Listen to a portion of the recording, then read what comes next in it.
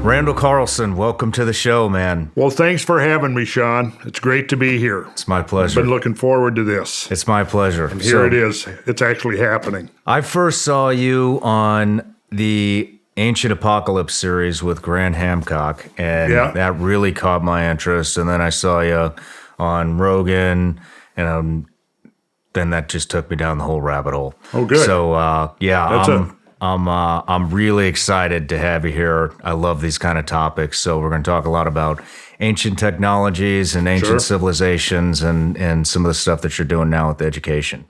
Oh, sounds like a good format. But yeah, so let me start off with an introduction. Not that you need one, because I've seen you all over the place, but you investigate and document catastrophic history of the world and the evidence for advanced knowledge in earlier cultures. You're a geologist, architectural designer, teacher, geometrician, geomythologist, geological explorer, and renegade scholar. You've been doing research for over 50 years into the interface between ancient mysteries and modern science, recognized by the National Science Teachers Association for your commitment to science education for young people. Acclaimed in 1997 TBS CNN documentary Fire in the Sky was based upon your research into earth change and catastrophic events. Organized several dozen field expeditions documenting evidence for catastrophic earth change. Host of the Cosmographia podcast, and for over 25 years, you have presented classes, lectures, multimedia programs synthesizing this information for students of the mysteries. Well, let me clarify a couple of points, because there's always people, what the hell is a geomythologist? Well, a geomythologist, now that is now becoming a recognized scientific discipline. And what that is basically scouring ancient documents and ancient records and accounts, could be mythology, legends, whatever, to get insight into geological events and geological change. And we're going to pull up some examples while we're here, so, to show, examples. I was talking to Kimball before we started the show here, and I mentioned the discovery of Troy. Now, Troy, there was the famous Trojan War that happened about 3,000 years ago, and this is a good example of the efficacy of geomythology. Is that Schliemann, who was the archaeologist who discovered the lost city of Troy, when everybody else, the establishment, believed it was purely just a myth, he actually used clues that he got from reading Homer and the myths and stuff, and he went and found the ruins of Troy. And it was accepted. So that was kind of like, okay, maybe there's merit to looking at some of these ancient traditions. And since then, it's kind of evolved into a whole sub-discipline of geological research, in that a lot of these ancient accounts can actually provide very important insight and clues and information into ancient geological events. Yeah. So that's what geomythology is. It is not some weird, something that has been concocted up. It actually has value. And there's, sort of a counterpart to that. It's called astromythology, because we know that ancient peoples all over the world were very, very interested in what was happening in the sky. Mm-hmm. And so astro refers to the stories and the myths about things that are happening in the heavens, in the sky, in the celestial realm. And, again, we're finding out that, there's merit to that. That we can actually derive valuable, usable information. I take the story of Marduk battling Tiamat in this Sumerian tradition. And, astronomers even like 40 years ago were looking at that and going, well, wait a second, it could be that, people are witnessing some kind of like fireballs, or maybe the breakup of a comet or some such thing as that in the sky. And that became the basis for recording this myth. Interesting. Same with, Zeus battling dragons in the sky. There's many myths. The Quetzalcoatl, the feathered serpent in the New World stories. I mean, again, all over the world, like stories of dragons and flying serpents and things like that, and wars in the heavens. And so there's actually a group of astronomers now, particularly started in England, like in the early 80s, late 70s, where they're looking at these myths and going, well, maybe these are records of things that people actually witnessed or experienced firsthand. Well, I can't wait to dive in. We had we touched on a couple subjects at breakfast that really, really caught my ear. But, one thing that I think everybody is kind of coming to is, the ancient Egypt, the pyramids and a lot of these mysteries of the world, Stonehenge, Easter Island, the pyramids, Machu Picchu, and how all these seem to line up, with the stars line up with each other. And I think, I don't know too many people left that are buying the ancient Egypt, the pyramids were built with, by lifted stone that weigh tons, thousands and thousands of pounds with sticks. I mean, a lot of those stones are 50, 100, 200 tons, even bigger than that. It's almost interesting that even wound up in the educational system to begin with. And that when I was going through, nobody challenged it. No. And now today it seems to be, the complete opposite. Yeah, so, people are really beginning to question. And the thing is, you could look at it as an anomaly. And one culture at one point in history said, hey, you know what? We're going to quarry and move 200-ton stones just for the heck of it. Mm-hmm. But you see the thing all over the world. All over the world, they're doing these incredible structures with these massive stones. And, as a builder, I have, had to move heavy weights sometimes. And, of course, we'll bring in cranes and things, which presumably they didn't have back then, or front end loaders or, lift up a 1-ton beam. Do you have how do you think that was done? I've been asked that question a lot of times, and I don't know the answer. I last year in February, I went down and interviewed with Tucker Carlson. He contacted me, said he wanted to interview me. I didn't know what he wanted to talk about. I get down there, that's what he wanted to talk about. We get in the studio, and he says, how did they do that? Mm-hmm. And I said, well, to be honest, I don't know. I've been thinking about this for decades. I don't know. I have some ideas of which direction to go now that I didn't have even a year or two ago. However, my understanding of the science of it is not to the point yet where I feel like I would fall on my face if I attempted to explain these thoughts that I have had about how such a thing might be accomplished. I need to introduce you to my friend Chris Beck. But okay, fascinating guy. So you got some ideas? He used to work he was a SEAL, and then he worked for the Pentagon. He's basically, in a nutshell, a mad scientist, and just a brilliant. We like mad scientists, actually. A brilliant mind, but he talks a lot about everything is frequency and vibration. See, that's exactly the direction I would go. And do you believe in 0-point energy? I haven't researched it enough to say I believe in it, but I do think that there are forms of energy that are orders of magnitude more efficient than anything we're using today. If you put...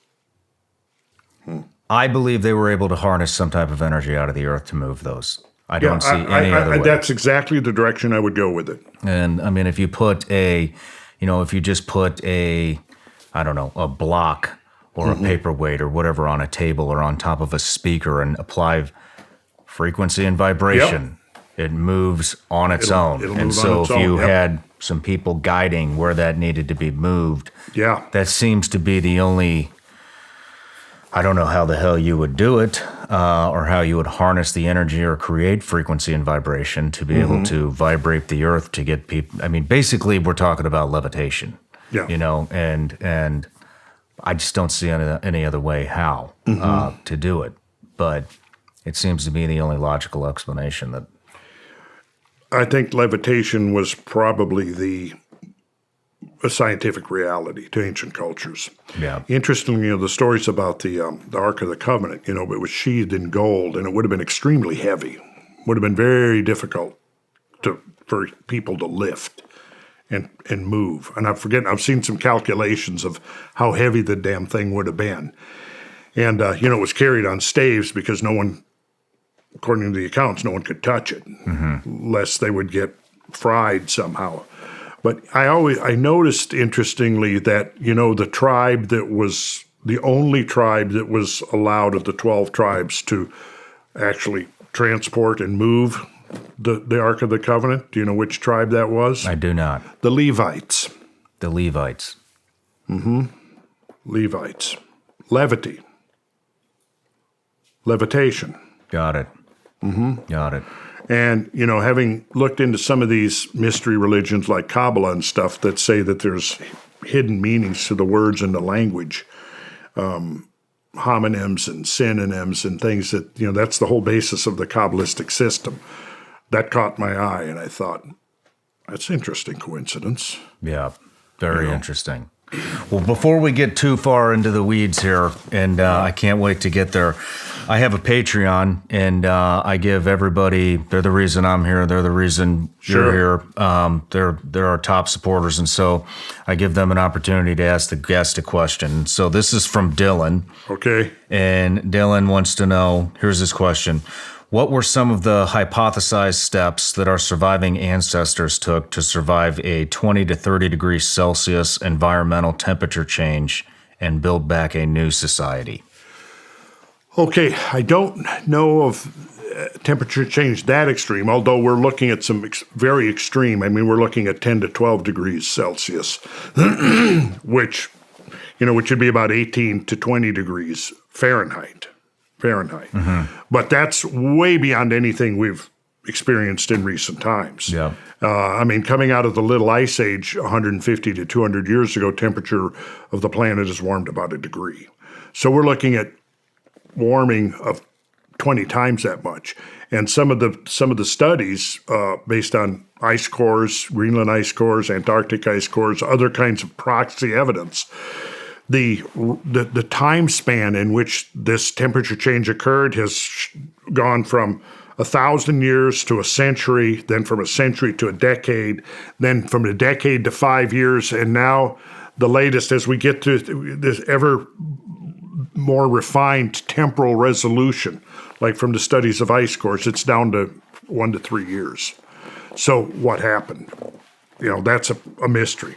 Now, what did people do? That's a very interesting question to me. Like, you need to find a place of refuge to ride this thing out. Because at the same time these extreme temperature changes are happening, the whole surface of the planet is being remodeled in a major way. So one of the things that would absolutely be necessary is to find the places of refuge. Now, in ecologists, when they look at the decimation of the whole ecosystem, like a great microcosm of that would be the Mount St. Helens eruption of 1980, when you had about 200 square miles just utterly decimated, turned into a lunar landscape. Well, you've got biologists and ecologists and stuff have been studying how nature has reclaimed that. And what usually happens is you have these pockets where some seeds or whatever, spores primarily, because the first colonizer plants that show up in the aftermath of catastrophe are ferns. And so this is what happened. You have these pockets of life recovering, and then from those little islands of life, of biological activity, it spreads out. And at the rate that it's been recovering, about another, it's been, 40 years now since that big eruption. And it's probably, there's now forests encroaching upon the area of devastation. Give it another 50 to 100 years and it should be completely recovered. Now, the question is if we're faced, because to me, two questions. One, the historical question, because we now know that these tremendous catastrophes have happened and have happened repeatedly. So And then if they happen again, for example, we know that asteroid and cometary impacts are way more frequent than anybody was imagining a generation ago. Excuse me, I'm a little hoarse today. But interestingly, what we've seen in, say, in the last 25, 30 years is that geologists looking at the Earth down below have seen multiple scars from these tremendous cosmic events, impacts of asteroids and meteors, comets and cometary debris. There's right now about 200 craters and or astroblems that have been discovered. Now, an astrobleme is an impact scar, but it's usually buried beneath the surface. It's called, literally translates as star wound. Star wound. Now, most of those are the result of high-density objects like iron asteroids. Have you ever been to the crater in Arizona near Winslow? I haven't. Okay, add that to your list. You need to get out there and see it. This is. You'll get out there and you're going to be looking in this 600-foot deep hole, a kilometer wide, and you're going to go, that's one big hell of a big hole, right? But that was like a little baby piece of cosmic debris that excavated that hole. It was an iron asteroid about 150 feet in diameter, right? Most of the asteroid pulverized upon impact, and pieces of it are strewn out for miles from the crater itself. In the museum there, you can see there's a hunk of the iron. It's maybe about like so big, you know. Now, when you have a high density, and we're talking, 5 or 6 grams per cubic centimeter, when you have a high density object like that coming in at hypervelocity speeds, it'll penetrate through the whole atmosphere and strike the ground. Now, if you have a lower density object, like, say, have you ever heard of the Tunguska event of 1908? No, I haven't. Okay, so in 1908, a piece of a comet, it was probably related to the comet we called Comet Encke, which was probably part of a family of meteors called the Taurid meteor shower, which the Earth crosses this stream twice each year. Okay, so that piece is estimated to have been about 150 feet in diameter. So now, on the one hand, the hole you've got in Arizona, the big crater bowl that you've got in the desert in Arizona, was created by, like, almost think about a cast iron, and roughly the density and weight of cast iron. The Tunguska event, on the other hand, was more like almost like a snowball. But when that thing came in, again at hypervelocity speeds, it penetrated the atmosphere. It happened on June, by the Gregorian calendar, it would have been June 30th in 1908. That thing descended through the atmosphere, but was moving so fast that the atmosphere, in effect, didn't have time to get out of the way. The lower density of it meant that, like when the Department of Defense dropped the bombs on Hiroshima and Nagasaki, those bombs didn't fall and strike the ground and explode. They were blown up in the atmosphere. Why? Because you've got a greater kill radius. You've got a greater radius of destruction. Whereas if it hits the ground, most of that energy is absorbed into the ground. And the blast wave, if you detonate it in the atmosphere, that blast wave can move out much more to a greater distance. So Tunguska 1908 exploded 5 miles up in the atmosphere with the force of about a 15 megaton hydrogen bomb. The largest hydrogen bomb ever tested by the U.S. back in the 1950s was called Bravo, 20 megatons, right? So this is almost in the range of the biggest hydrogen bomb that the U.S. Department of Defense ever tested, right? As a result of that explosion, over 820 square miles of old-growth taiga forest was just utterly obliterated and flattened. Under the epicenter of that explosion, about 200 square miles were just incinerated to nothing, right? Now we have two contrasting episodes there. Now one, we have an iron asteroid strikes the Earth. We have a low-density object, probably a piece of a comet, blows up in the atmosphere, right? Now, The reason we know about the Tunguska event of 1908 is because of two things: the devastation, but also the accounts that this is a very remote region of Siberia, northwest of Lake Baikal, very remote region, and so the Tungusi tribes people that lived there were reindeer herders, and as far as we know, there was nobody killed directly by the blast because it was just at the northern limits of the tree line. If it had been much farther, maybe another 50 miles north or 100 miles north, we wouldn't have known about it. The reason we know about it is because, number one, even though this was very remote, when this happened in 1908, there were still accounts that made their way out. And a scientist, a Russian scientist by the name of Leonid Kulik, he was studying meteoritic phenomena, and he heard about this, and he decided he wanted to follow up on this.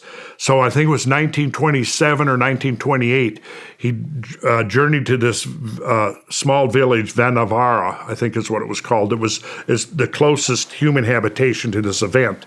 And he found out, they confirmed, there was this thing, but they were very superstitious about it.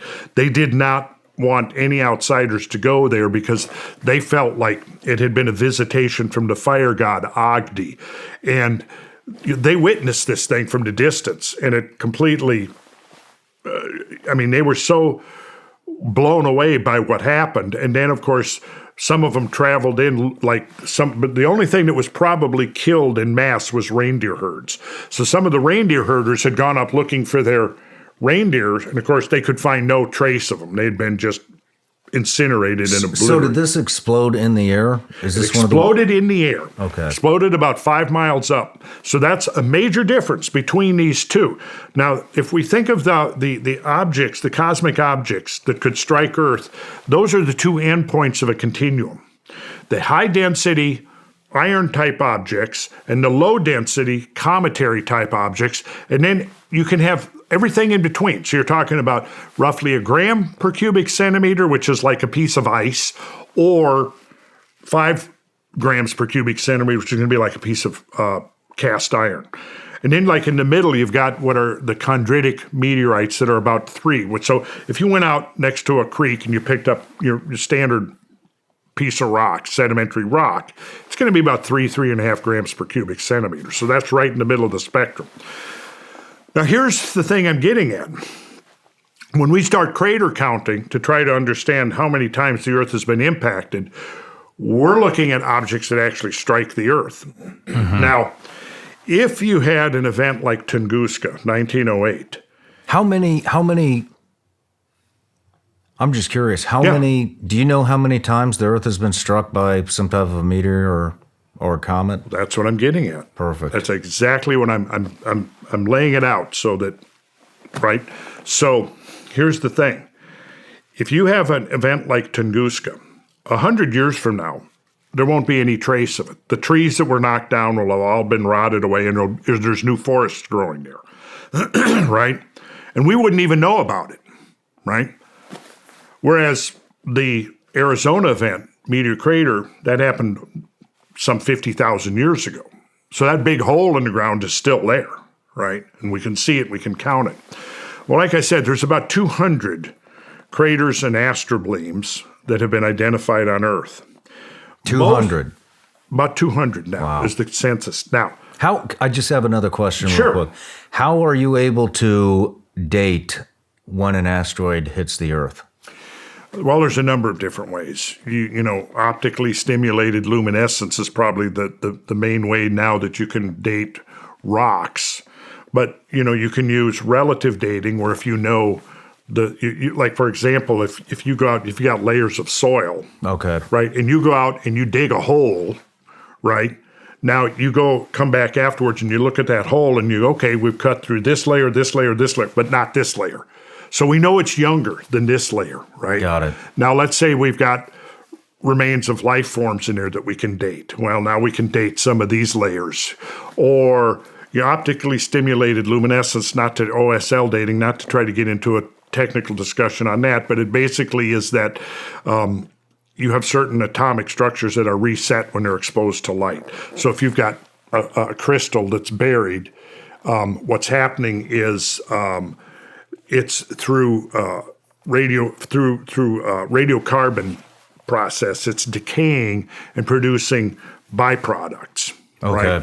And by measuring the ratio of the precursor material and the byproducts, and you know how long that rate of transition is occurring, you can now get a relative date. The younger stuff, like the other way is this. Okay, so you dig that hole and you go away, and now things start, wind blows, things blow into the hole, plant life falls into it and it starts filling up, right? Well, then you can go and you can maybe date the stuff that's in there, in the hole. And if you go back and you pull up and you do core samples and you take and you date those, and the oldest dates turn up to be 50,000 years old, that's probably going to give you an indication of when it happened. And that's kind of how they dated the Arizona thing. Now, okay. the 1908 event, that was witnessed. So, I mean, there are accounts of that. But here's the thing I'm getting at. The lower density objects are about 10 times more abundant than the iron objects.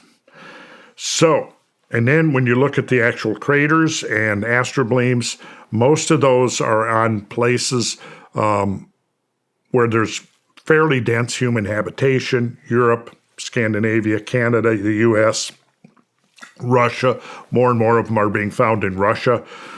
What's under Antarctica? We don't know yet, but there's evidence that there's a really big crater under the ice in Antarctica. What about the bottom of the oceans, which is almost 3/4 of the planetary surface? For every one that's going to hit the ground on land, there's going to be 3 that hit the ocean.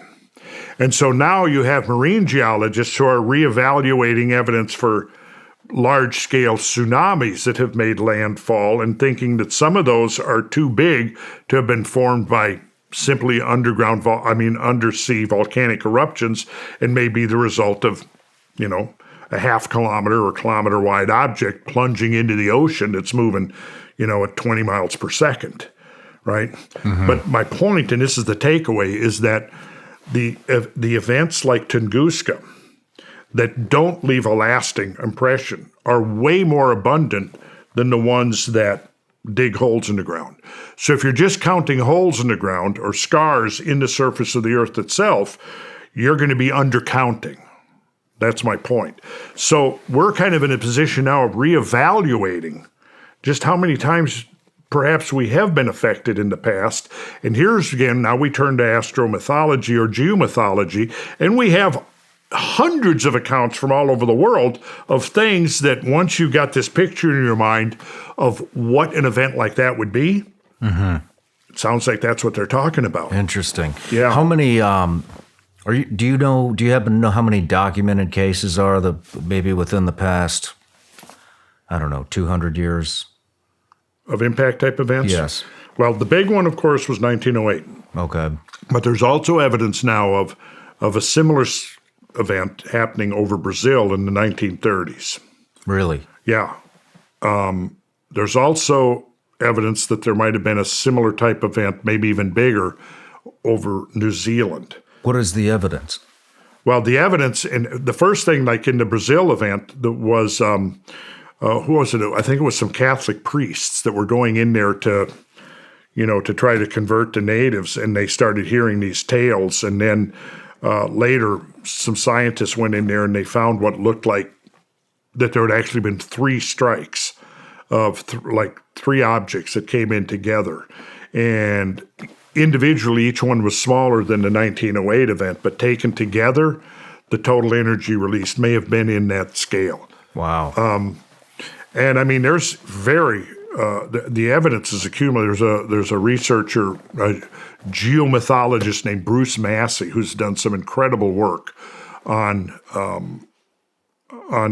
studying, and it's come to the conclusion that these events are far more frequent than anybody had imagined, 20 or 30 years ago. Wow. Wow. Yeah, I've got it all documented here. So when, I've been doing this for a long time, and I've spent pretty much every hour of my spare time for 40 years collecting this stuff. It's interesting. It's interesting. And I visited just about all of the craters in America, a couple of them in Canada, but there's a lot more. You know, I've done, in fact, there's a chain of them across the Midwest. I think it's at about the 34th parallel. I think there's 8 of them. And it might have been a multiple impact event. Now, this would have been a long time ago before humans, but like, imagine, do you remember the 1994 July? Do you remember Shoemaker Levy 9?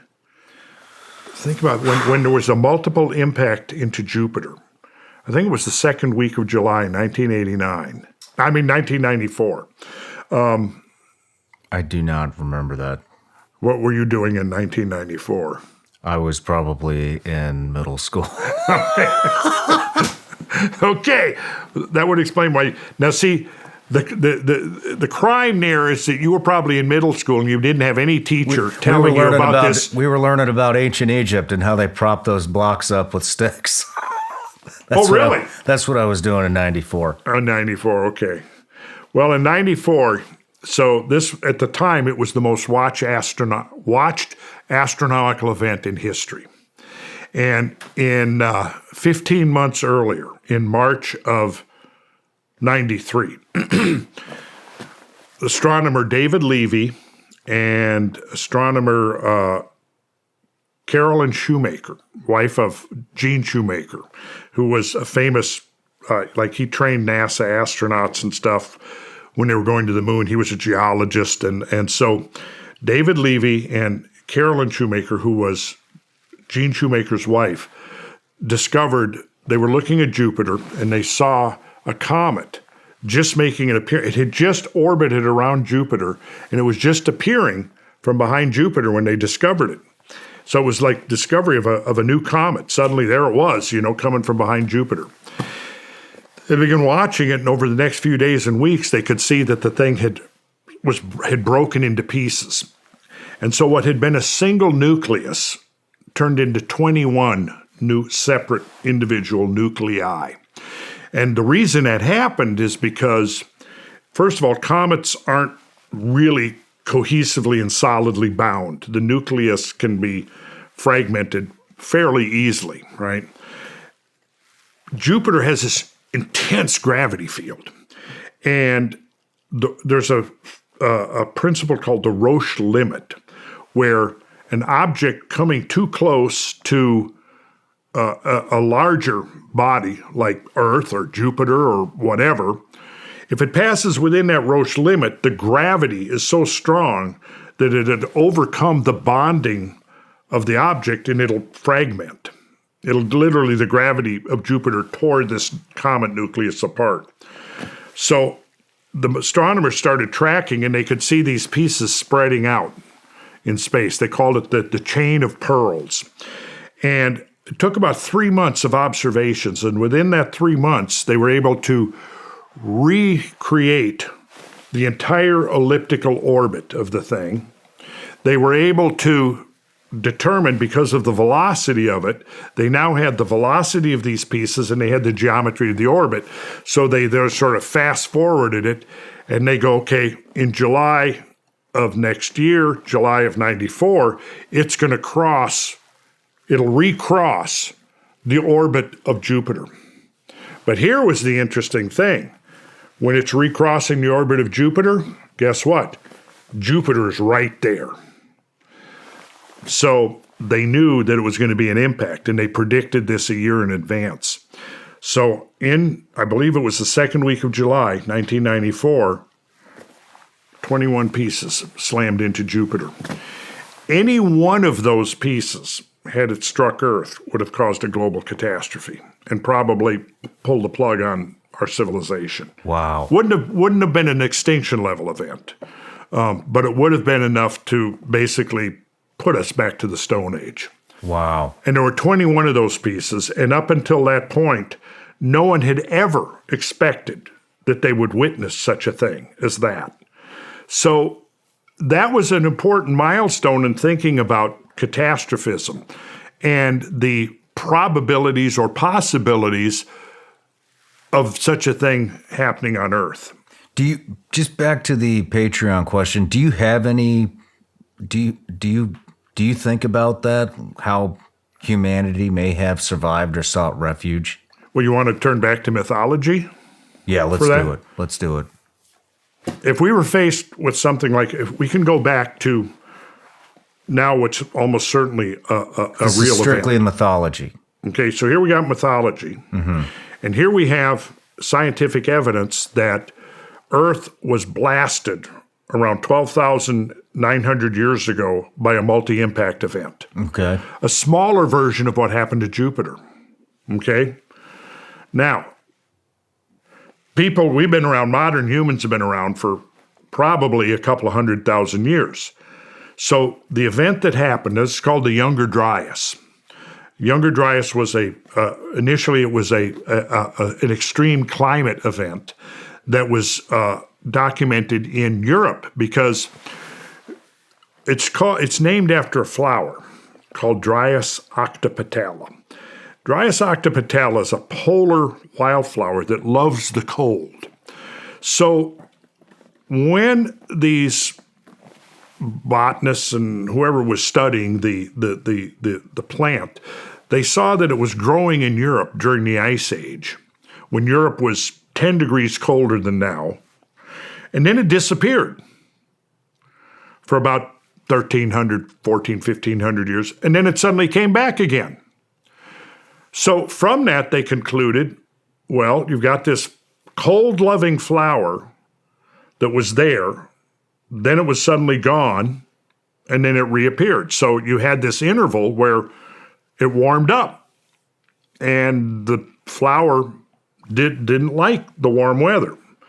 And then it came back again, so that means the cold weather came back. Now, the Younger Dryas, that was how it was first identified, like 30, 40 years ago, was the study of this polar wildflower. Well, since then, we've learned all kinds of interesting things. One is that the mass extinction of the great megafauna that lived during the Ice Age, there was, over 100 species of megafauna that did not survive the end of the Ice Age, right? I mean, when was the last time you saw a woolly mammoth roaming around the forests of Tennessee? It's been a minute. It's been a minute. But 12,000, 13,000 years ago, you had several species of elephants living here in Tennessee.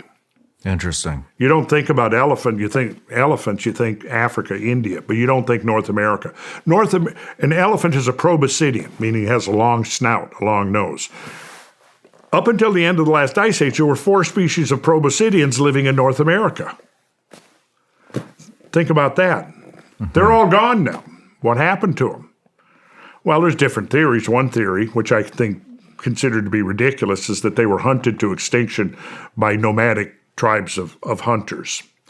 But given that the estimates for the human population at the end of the last Ice Age, and we're talking 12 to 15,000 years ago roughly, those estimates of total global human population range between 5 and 10 million. Estimates for total number of mammoths, 12 million. Wow. 12 million mammoths.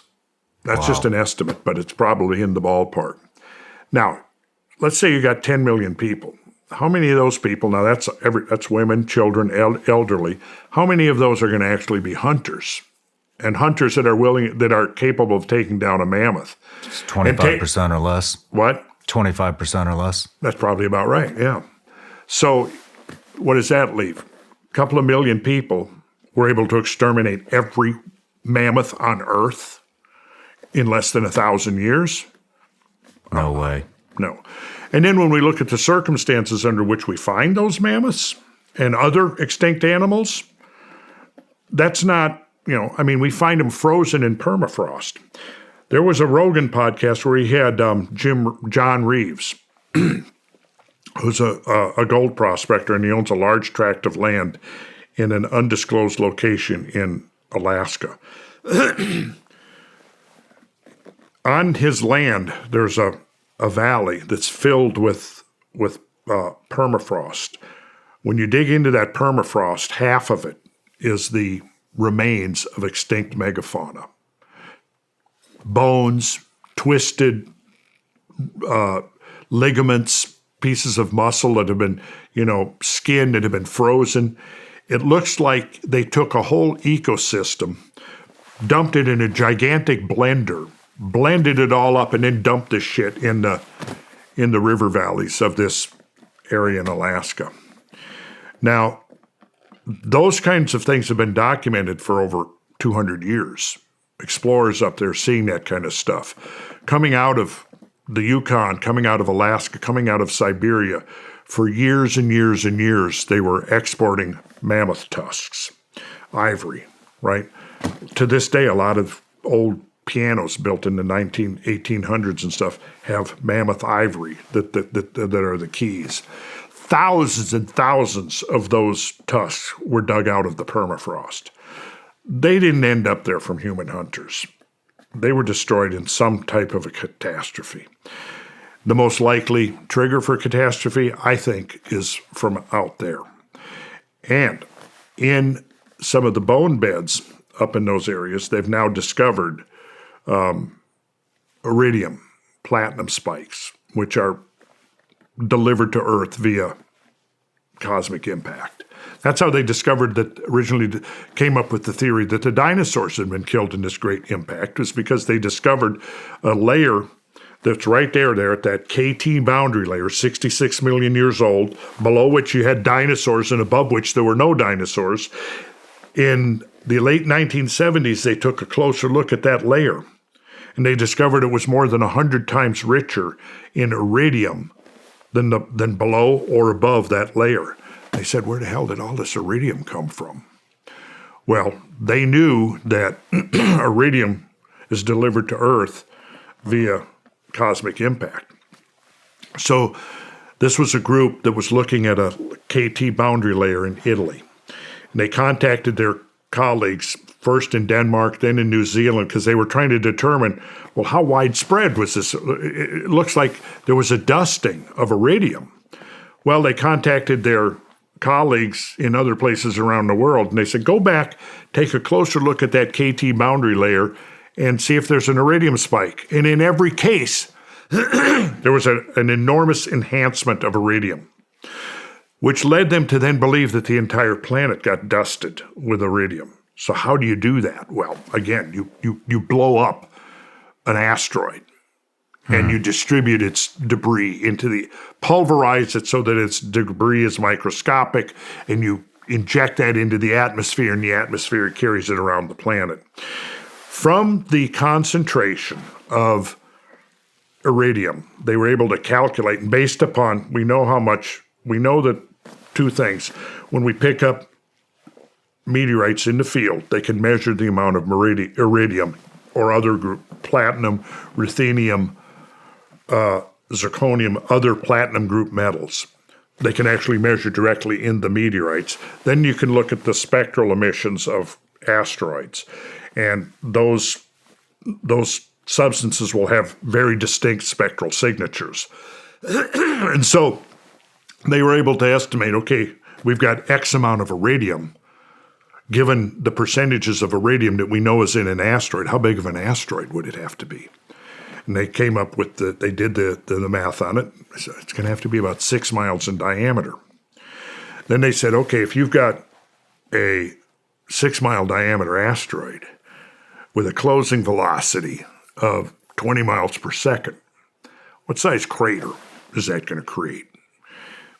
150 miles, roughly, in diameter. Holy so they shit. speculated, said, somewhere there must be a 150-mile crater if we're right. All the skeptics were saying, well, until you can show us the crater, we're not buying into this, because that's too drastically different than our old models of gradual extinction, right? Well, at the same time, Petroleum Mexico is drilling, in the northern Yucatan Peninsula. And they had drilled down about through a 0.5 kilometer of limestone sediment, and at the bottom of that drill core, they hit something hard. They brought up samples of it. It was this green, vitrified, really dense glass-like material. Their first assumption was volcanic. Well, word of this eventually got to some American scientists that were trying to figure out what happened at the KT boundary. They went down there, they got more samples, and they started doing subsurface surveys, and they could see that there was a giant circular structure buried under a half a mile of limestone. And this green vitrified stuff was the rock that had melted in the superheated temperatures that were created by this impact. They've gone on. I mean, they, for example, have found the remnants of gigantic tsunamis in Louisiana and Texas that were washed north. So it was a long process, but this occurred in like the early 90s. So in 1980, 3 teams separately proposed that the extinction of the dinosaurs at the KT boundary was triggered by an impact. The team of Walter and Louis Alvarez, who studied the outcrop in Italy, theirs seemed to be the most accurate in terms of what we now know happened then. But it took a decade for them to be vindicated, and it was with the discovery of that huge crater and the dating of that crater that, again, right there, 66 million years ago, right? Now, of course, that was long before humans. Now, fast forward to the Younger Dryas, the lower Younger Dryas boundary, which is dated just a little bit younger than 12,900 years. Iridium has been found. Platinum has been found. At that, nanodiamonds have been found, which are microscopic diamonds. And the only other place that diamonds just like that have been found, the KT boundary from 66 million years ago. Wow.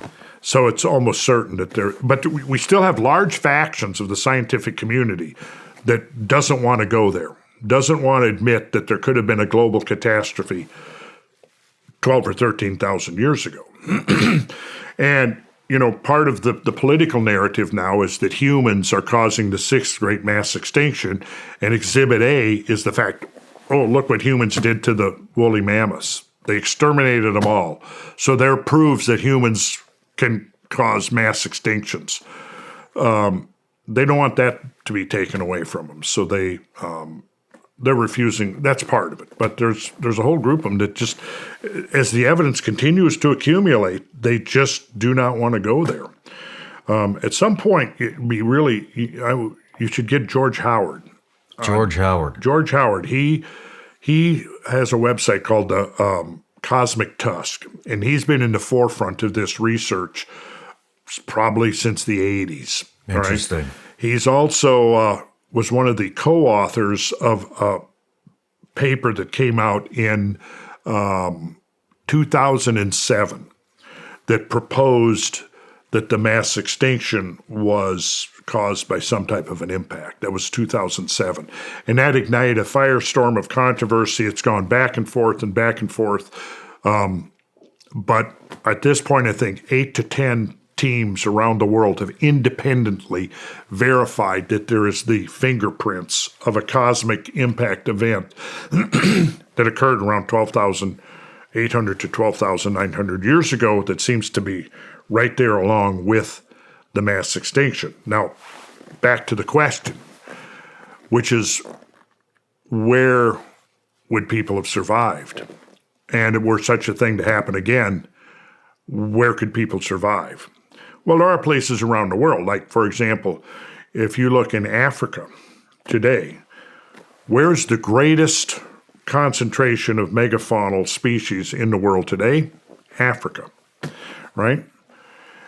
If we look at a census, continent by continent, what we see is that North America lost 3/4 of its megafaunal species at the end of the Ice Age. South America lost about the same percentage. Eurasia lost about 35%. Africa only lost 10%. That's why Africa today has the greatest number of megafauna. When you start thinking about, and let me define megafauna. A megafauna is defined as any animal that weighs over 44 kilograms in body weight, which is right about 100 pounds. Okay. So if you take the census of animals living on Earth today, there's about, and depending on how you divide them up, do you separate timber wolves from gray wolves? do you separate African elephants from Indian elephants? Probably you do, but there's some variability in there. But let's say there's roughly 100 to 120 species of megafauna around the planet. It's about equal to the number of megafaunal species that went extinct around the world. So to put that in perspective, what that means is that you would have to, the number of species that got wiped out at the end of the last ice age, and there's an argument about, was the span a decade, 100 years, several thousand years? That's still being worked out, although it looks like it's honing in right at this boundary, which is dated at 12,900 years ago. Okay, so if you were going to duplicate a species extinction level event to the one that happened at the end of the last ice age, you'd have to pretty much eliminate every animal over 100 pounds body weight on Earth. Okay. That's how severe the mass extinction was. Wow.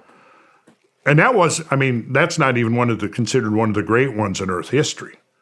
A great one in Earth history, you're talking about 70 to 90% of all species, terrestrial, marine, etc. Permian Triassic may be as much as 95% of all species on Earth went extinct, just like that. And they're still trying to figure out why, But so now, here's the interesting question. We can see from the, number one, species loss is going to be directly related to habitat loss.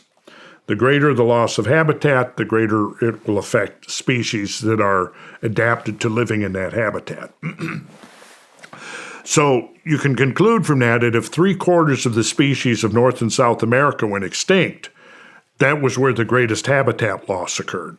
So it was the last global catastrophe was kind of focused on the Western Hemisphere. Eurasia was second, Africa was third. So what that tells you is the safest place to have been on Earth during these events would have been Africa. Mm-hmm. And I suspect that it all pretty much is around Kenya, Tanzania, that's what I'm trying to say, thank you, around the Great Rift area. Okay. That's where it seems like was kind of a place of global refuge.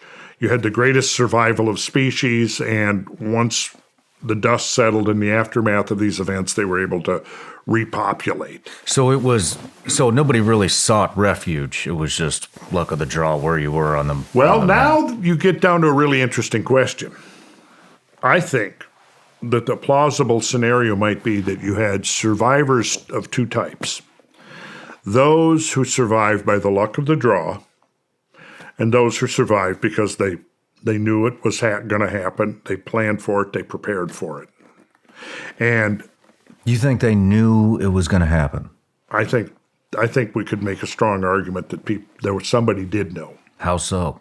How would they have known? Well, see, this is where we now get into why ancient peoples all over the world were such obsessive sky watchers. And how did astronomers were able to predict this impact on Jupiter a year in advance?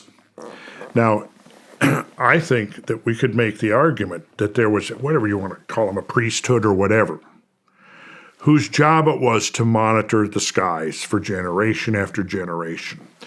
And typically, one of the things that would happen is that impacts, right now, we could think of Earth, we could think of Jupiter. And there are streams of stuff traveling between the two, almost like cosmic ping pong or something, right? Now, every year on June 30th and two times, right around late October, early November, late June, early July, Earth crosses this stream of cosmic debris that's called the torrid meteor shower. The peak of that, now it takes, to fully cross the stream, takes a couple of weeks, right? But the Tunguska object, if I come back, we can look at some really cool graphics. Pull them up. Well, if you'd like. I don't know if I've got that open, but when we do the break, I'll pull some stuff up, okay? Picture this. You've got this stream of debris coming in from Jupiter, coming around the sun, and going back out to Jupiter. The whole stream takes between 3 and 4 years to make an orbit around, like this, right? Now, here comes the Earth. It crosses the stream twice, right? Once in late October, early November. When it crosses, at that time of year, it's crossing in such a way that if you were to look up the stream, you'd be looking out into space. You'd be looking towards the constellation of Taurus. That's where it gets its name, the Taurid meteor shower, after the constellation of the Bull. Now that stream comes around the sun. Now if Earth is crossing there in late June, early July, and you're looking up the stream, as these things are approaching, you're looking almost directly towards the sun. So you don't see them. That's what happened on June 30th, 1908, is that thing came from around the sun. And the people that did see it in the last few seconds, they described things like it looked like it was being born out of the sun, or the sun spit it out, and they see this thing suddenly in the sky, and then it gets brighter than the sun, and then the damn thing explodes. And you had people 40 miles away from the epicenter of the explosion who were literally like blown off their feet and thrown 20, 30 feet in the air. Interesting. Yeah, I mean, that was how the pressure wave that went out from that, right? So, what I'm leaning towards is the idea that you had people who were watching the skies and predicting this. And one of the reasons, now, again, showing graphics to explain this would be much easier, but when you look at and make these predictions of, like when they made that prediction back in 93, that this thing was going to hit Jupiter, they used a set of information called cometary elements, or the orbital elements, right? And what they need to know is the shape of the orbit, its tilt relative to Earth's orbital plane, and several other things, right? Well, the things that modern astronomers used to count, the conceptual tools they used to make that prediction, are all the things that you can identify by using the ancient standing stone circles and observatories. I think all these things all over the planet were observatories by which they were able to calculate cosmic motion to a high degree of precision. And if you saw an object circling, in that orbit, and just like with the Shoemaker-Levy 9, that thing had been circling Earth and Jupiter, but nobody had seen it, right? It had been doing it probably dozens of times, and nobody had seen it. But what happened is that every time it went out to Jupiter, Jupiter's gravity was sucking it in a little closer, a little closer, a little closer, until finally it got so close it passed within that Roche limit, ripped it apart, and then on the next circuit around, boom. Gotcha. Direct hit. Gotcha. Now, maybe there were ancient people with enough sophistication to see things in the sky multiple orbital periods before impact. Very interesting. On that note, let's take a break. What if in 2024 you got a little bit better every day? When you're learning a new language with Babbel, that's exactly what you're doing. And if Babbel can help you start speaking a new language in just 3 weeks, imagine what you could do in a full year. Don't pay hundreds of dollars for private tutors or waste hours on apps that don't really help you speak the language. Babbel's quick 10-minute lessons are handcrafted by over 200 language experts to help you start speaking a new language in as little as 3 weeks. 7 days a week at any time of day and taught by over 450 certified teachers so you can learn on your schedule. Browse more than 20,000 classes offered every month. Babbel's designed by real people for real conversations. Me, I love to travel, but not knowing the language of where I'm going can be tough to navigate. Babbel's convenient courses have helped me learn real-life conversational skills like ordering food and asking for directions, and it makes traveling a breeze. Studies continue to prove Babbel is better. One study found that using Babbel for 15 hours could be equivalent to a full semester at college. Babbel has over 16 million subscriptions sold. Plus, all of Babbel's 14 award-winning language courses are backed by their 20-day money-back guarantee. Here's a special limited-time deal for our listeners. Right now, you get 55% off your Babbel subscription, but only for our listeners at babbel.com/SRS. Get 55% off babbel.com/SRS, spelled BABBEL.com/SRS. Rules and restrictions may apply. Visit babbel.com for terms and details. Here's the situation. You've got China, Russia, Ukraine, the border. The banks seem to be collapsing. Plus, the Chinese just negotiated with Iran, Saudi Arabia, and Brazil to drop the US dollar. And most Americans, including myself, feel that we're in a recession right now. But despite all the evidence, I can't tell you what's going to happen for sure. Nobody can. Yet when it comes to your money, you should understand what's at stake. That's why I partnered with Goldco to possibly help at times like this. Go to ShawnLikesGold.com or call 855-936-GOLD to get your free gold and silver kit. The kit shows you how to defend your money with precious metals and how listeners of the show could get up to $10,000 in bonus silver. Go to ShawnLikesGold.com or call 855-936-GOLD to get your free gold and silver kit. I can't predict the future, but I can certainly prepare for it. So go to ShawnLikesGold.com or call 855-936-GOLD now. Performance may vary. Consult with your tax attorney or financial professional before making an investment decision. All right, Randall, we're back from the break. Something I forgot to do. Everybody on the show gets a gift. Even me? Even you. Oh. Even you. Gosh. There you go. Well, check this out. Yeah, those are gummy bears. Okay. Vigilance Elite gummy bears made here in the U.S., legal in all 50 states. Fortunately. So are they CBD infused or? Just gummy bears, man. They're what? Just gummy bears. Just plain old gummy bears. Just plain old gummy bears. So I'm not going to get high if I eat these gummy bears. No, you won't. We did have somebody email in once that said they were on their 5th bag and they still don't feel anything yet. But okay. Yeah. Oh, not just one bag, but 2 bags there you of gummy go. bears. You know, a little something for the ride home. Oh, yeah, okay. Well, 1 bag. Yeah. I'm going to fall consume a whole bag on the ride home, but I'll probably share these around with. Yeah. Okay.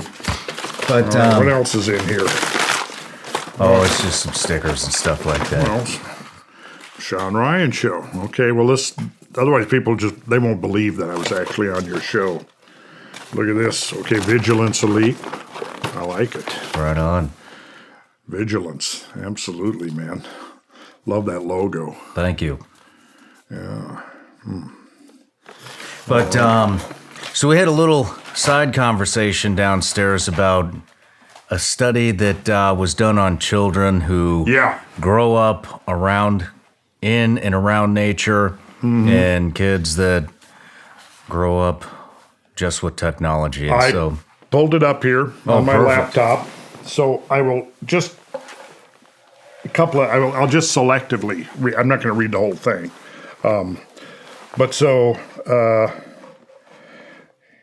this is the title of this article is "Scientists Discover a Major Lasting Benefit of Growing Up Outside the City." So I'll just read a few highlights here. Using data from 3,585 people collected across 4 cities, scientists from the Barcelona Institute for Global Health report a strong relationship between growing up away from the natural world and mental health in adulthood. Overall, they found a strong correlation between low exposure to nature during childhood and higher levels of nervousness and feelings of depression in adulthood. Co-author Mark Newen Hewson, don't know how to pronounce his last name, PhD, director of IS Global, this is Institute for Global's Urban Planning, Environment, and Health Initiative, tells Inverse, the journal that was doing this interview, that the relationship between nature and mental health remains strong, even when adjusted for confounding factors. Quoting him, "What we found is that the childhood experience of green space can actually predict mental health later in life. Wow. The people that reported more exposure to nature actually have better mental health than those that don't, even after we adjust for exposure at the time of interview when they are adults."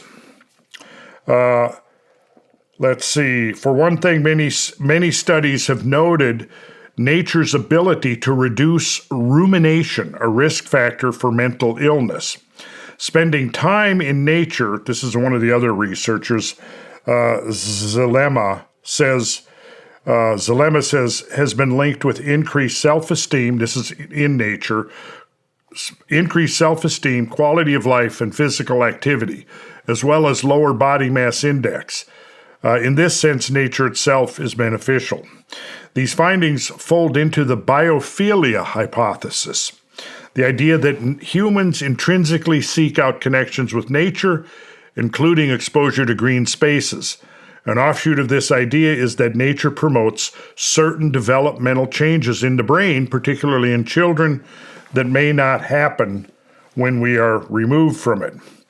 Nieuwenhausen presented some evidence for this in a 2018 study showing that exposure to green space correlated with structural changes in the brain and greater working memory in 258 school children. And then quoting him, "This is a hypothesis. I think the reason for it is in general our brains are still wired for when we were still living in the savannas and jungles with a lot of nature around us. It's only in the last few hundred years that we have moved into cities. Our brains are not really adjusted to that." The second way to interpret the results is to consider not the benefits of nature exposure, but the disadvantages of being away from it. Polluted cities in particular seem to extract additional tolls on health and may actually impact cognitive development in children. These negative aspects of being removed from nature highlight the indirect way that growing up in a city could have lasting effects. In other words, the way we're designed our cities is inherently harmful. Finally, let's see. We cannot really say how much exposure exactly there should be. Children that have poor residential access to nature could certainly benefit from field trips in nature, but it would probably be better if there's regular exposure at home and school. There's a image here of a brain scan. Let me make this a little bit more visible. I can hold it up. And this shows that exposure to green space was linked with structural changes in white and gray matter volume in the brain, suggesting that there might be a causal relationship between cognitive development and exposure to green space, and those yellow showing where the structural changes are taking place. Wow. In the brains of children who are being regularly exposed to nature. Wow. Fascinating stuff, isn't it? Isn't it, though? Yeah. And I got another study, where it's talking about the, some of the difference. I mean, just the mental health of people, of children grow up to be much more healthy in terms of their emotions, their psychology, their mental processes, and so on, than children that are deprived of that. So I think that's important. It's important for people to know that. And then I have a comment here where I say the proportion of rural to urban dwellers in America has shifted dramatically in the past 3 to 4 generations, creating an imperative need for opportunities for people to reconnect with the natural order. This is especially important for children and young people who will inherit the earth and must become its stewards as the 21st century unfolds. And we've basically shifted from 3 or 4 generations ago where 3/4 of the population was rural, And now it's 3/4 of the population are pretty much urban dwellers. Yeah. And you got kids now who, I mean, I've talked to kids that are teenagers who've never seen the Milky Way galaxy. Man. That's not good. Yeah. That's not good. And schools aren't living up to what they should be doing. Well, they got their own agendas nowadays. Yeah. What we found is that childhood experience of green space can actually predict mental health in later life. The people that reported more exposure to nature actually have better mental health than those that don't even after we adjust for exposure at the time of the interview when they are adults. So interesting stuff. Yeah, very, very interesting. Yeah. It's I think since 2020, there's been nothing like what you're talking about for the last three, the last three generations, moving into the urban environment. But you did see a wave after 2020 of people trying to get back out into nature. Oh, yeah. And it's interesting. We saw a similar thing, in the late 60s and early 70s, people who started experimenting with psychedelics and stuff. There was the Back to the Land movement. Yeah. And that was a mixed bag because a lot of people from my generation tried to do it and weren't prepared for what it actually involved. It's a lot of work going back to the land. Yeah. No, it is. I had a sense of that, growing up where I grew up, in rural Minnesota. But, there was a lot of naivety. The intentions were good, but there was a lot of naivety. And, but you're right. Now, after the COVID, a lot of people are thinking, hey, maybe we should revive some of those ideas. And we know a whole lot more now about how to do it. Yeah. And what's involved. You just don't go out there and, build you a little lean-to and, it's a little more than that. Yeah.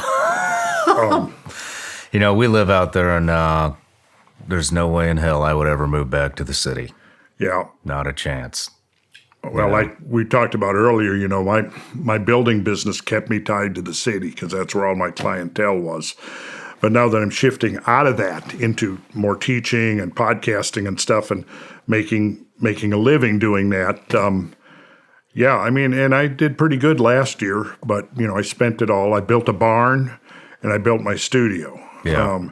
So my next surplus funds is going to be, going into actually getting my house that I live in, finishing the projects that I've started, and then I'm going to have a nice, generous chunk of equity in there, and that's going to be my springboard. But we'll see. I've got other things going on. I'm going to be going down the end of next month to meet with the Rumble guys, and I'm going to see what they're going to propose to me. Good. But they're, I've seen some projections that, if I get X number of views, I can actually get start getting some serious revenue streams going from it. Good for you. And so that's going to go towards, I've been for a couple of years now researching land east of here, looking at eastern Tennessee, and I think that's probably where I'm going to try to relocate. Well, you'd make a hell of a neighbor, so I hope that happens. Hey, I'd be proud to be your neighbor. Thank you, Shawn. Yeah, we could hang you. out more. I'd get you out there, and I could show you some cool stuff about building. I would love that. Because my vision is that I would like to take a piece of land and utilize the ancient principles, which starts with things like simple but really cool, like putting a pole in the ground and using that pole to determine the directions and all the alignments. And you don't just build at random. You orient it towards the sky like they always did. That's a universal principle we find over and over again. Every continent where we find ancient sacred structures, they're orienting to the movements of the heavens. Hold on. How do you do that with a pole then? And what are you orienting it to?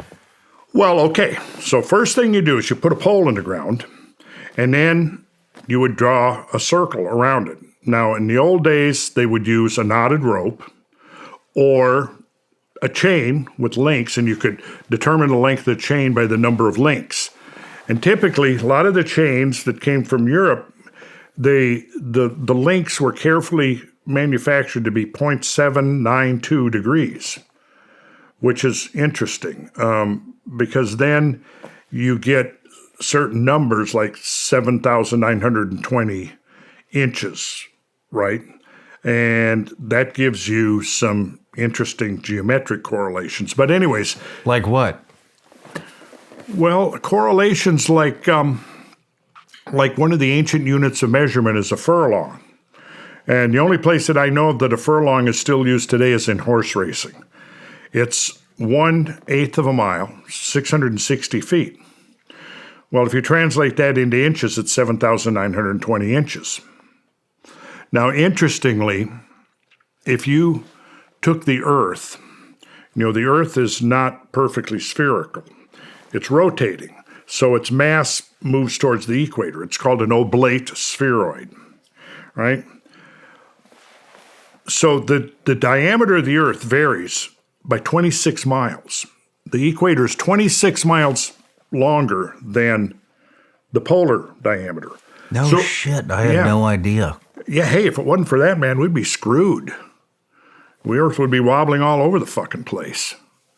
Yeah, so you can think of it this way. If you traveled from the equator to the North Pole, you've gone downhill by 13 miles. Interesting. Yeah.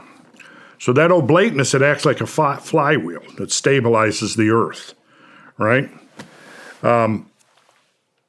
So it goes from equator 7,926 miles, give or take a little bit, pole 7,900. 26 miles different diameter. So if you go from the center, the geometric center of the Earth out to the surface, the difference is 13 miles between equator and pole. But if you took a perfectly spherical Earth, the diameter of that perfectly spherical Earth that had the same surface area as the actual Earth, it'd be 7,920 miles. Same number of miles as there is inches in a furlong. Now, you could argue, well, that's just a coincidence, of course. But interestingly, if you took, and I in my building business, I have a fiberglass measuring tape. It's 150 feet long. I've gone out into huge fields and parking lots, and I've laid out a furlong, right? I've brought people out. We lay out 660 feet, like in a pavement of a parking lot, and then I mark off 1 inch. And I say, look at that inch. Now look at, and I'll have somebody walk all the way down 600. That's over 2 football fields. It's 2 football fields plus another 120 feet. Walk on all the way down to the end of that furlong and stand there. They're way down in the distance waving. Okay, so now look at that. Now we're going to mark out 1 inch. And I have, say, here, do this. Take your thumb, put it down there, and I take a piece of chalk and mark either side of their thumb. And I go, okay, there's 1 inch. That's where the inch came from. It was originally the digit of your thumb. Oh, good. Just like the foot. Just like the cubit, elbow to fingertip, right?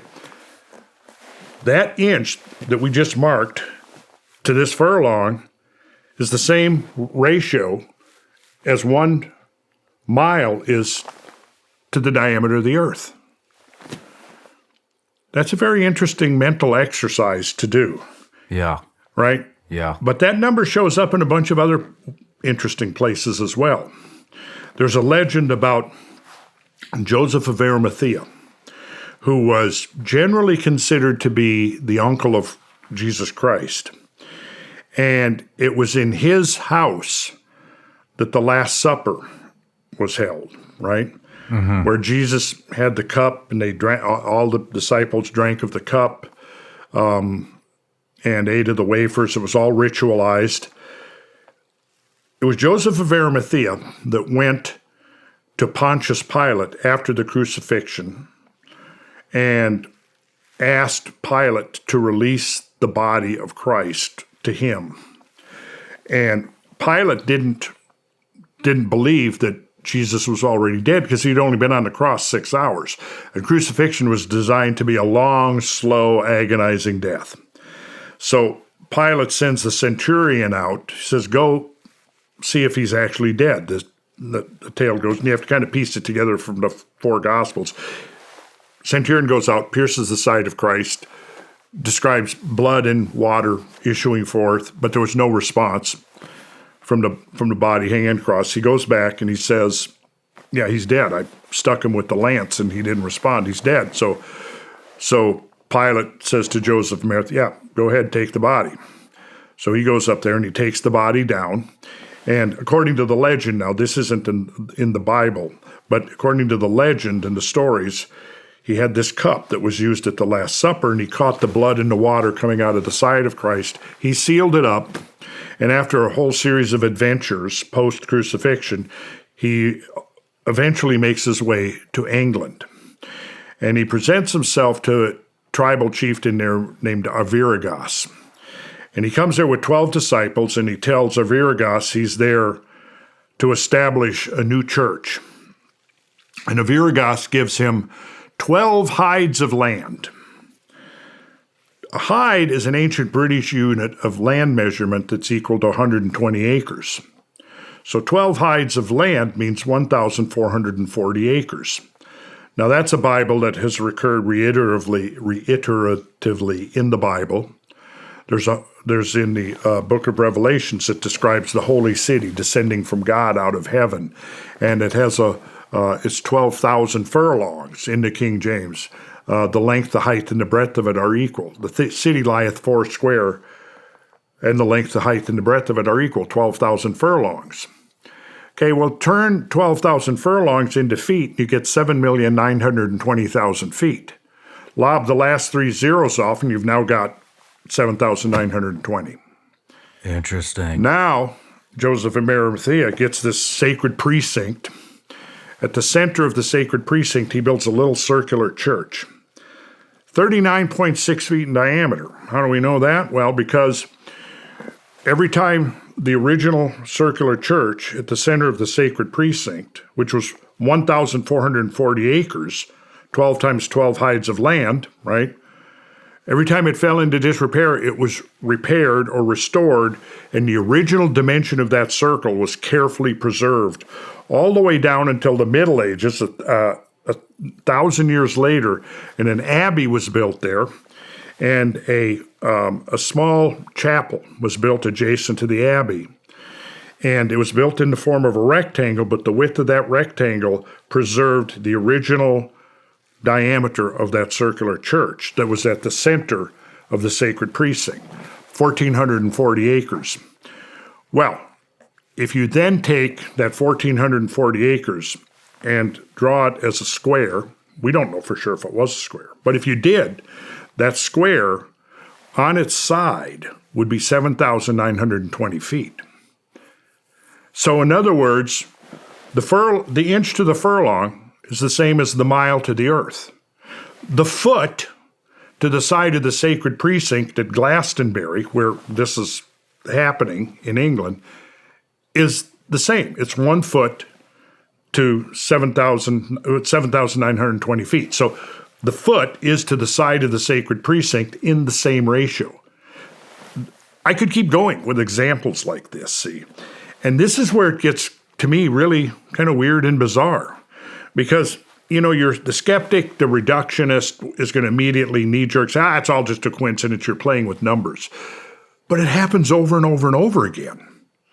And it's almost as if there is this proportional template that, well, the way it's been described is the ancient master builders were attempting to replicate the processes by which God built the universe. This is why Freemasons refer to God as the great architect, because God was working. God geometrizes. Sometimes Freemasons refer to God as the grand geometrician, that all of creation has this geometry inherent in it. And when you start looking, it's there. Yeah. You can see it, to the point where, no, you cannot dismiss this as coincidence anymore. Yeah. There's some kind of a pattern here. And I don't claim to ultimately know what it is, but I can show examples. And in my classes and lectures and stuff, I show example after example after example and how there's a certain set of numbers that recur over and over and over again, and they're found on sacred structures all over the world. Yeah, I've seen a lot of documentaries covering the pyramids. Yeah, have you seen the work of Robert Edward Grant? I've been eyeing him up. Yeah, check out his work. He's done some amazing things on all the pyramids on the Giza Plateau. And again, what you mentioned earlier about moving big stones and frequencies, he's done some really interesting work showing. And I had a recent interview with him. I was on his podcast, and he showed me, and this is one of the few interviews I've ever done where the host talked more than I did. Right. I was all ears, though. I was absorbing it, and I was sitting there with my calculator, fact-checking everything he's saying, yep. And then there was the overlap, honing in on the number 432, which is interesting. 432 recurs over and over again. In the Sumerian king lists, the total number of the total number of the 10 kings of ancient pre-deluge or antediluvian kings, the reign of the 10 kings, the mythical kings, is 432,000 years. And then when you go to the Vedic traditions of India, you have what are called the yugas, these great grand cycles of global earth change. And they're all built upon a sequence that goes 1, 2, 3, and 4. And the shortest epoch is the Kali Yuga, 432,000 years. So from the Vedic tradition, it gets the same number as the total of the reigns of the 10 mythical kings in ancient Sumeria. Then you go double that. Double that is 864,000. Triple that is 1,296,000. And if you lob a few zeros off that, you have 12,960, which is within 1 century of the last great global catastrophe, which was the Younger Dryas.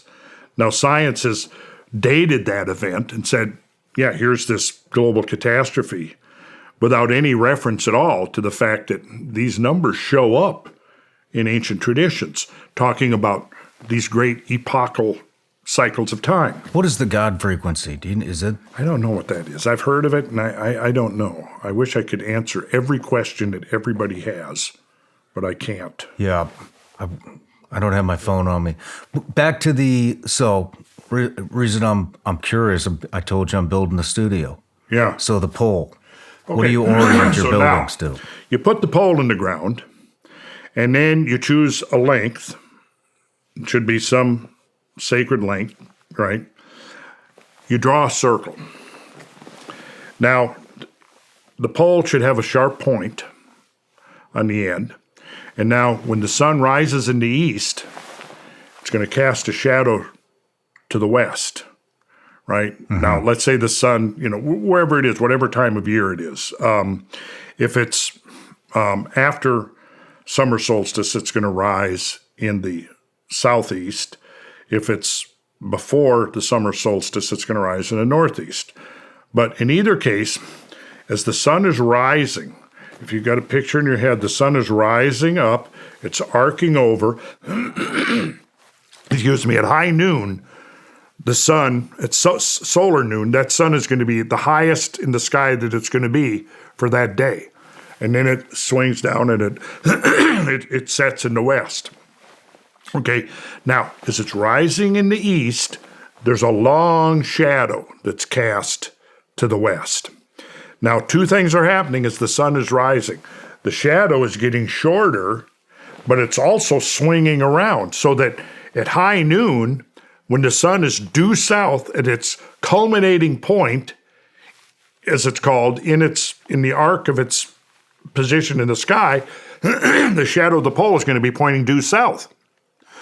Right? Mm-hmm. So now you've got a southerly direction defined right there for you by the pole.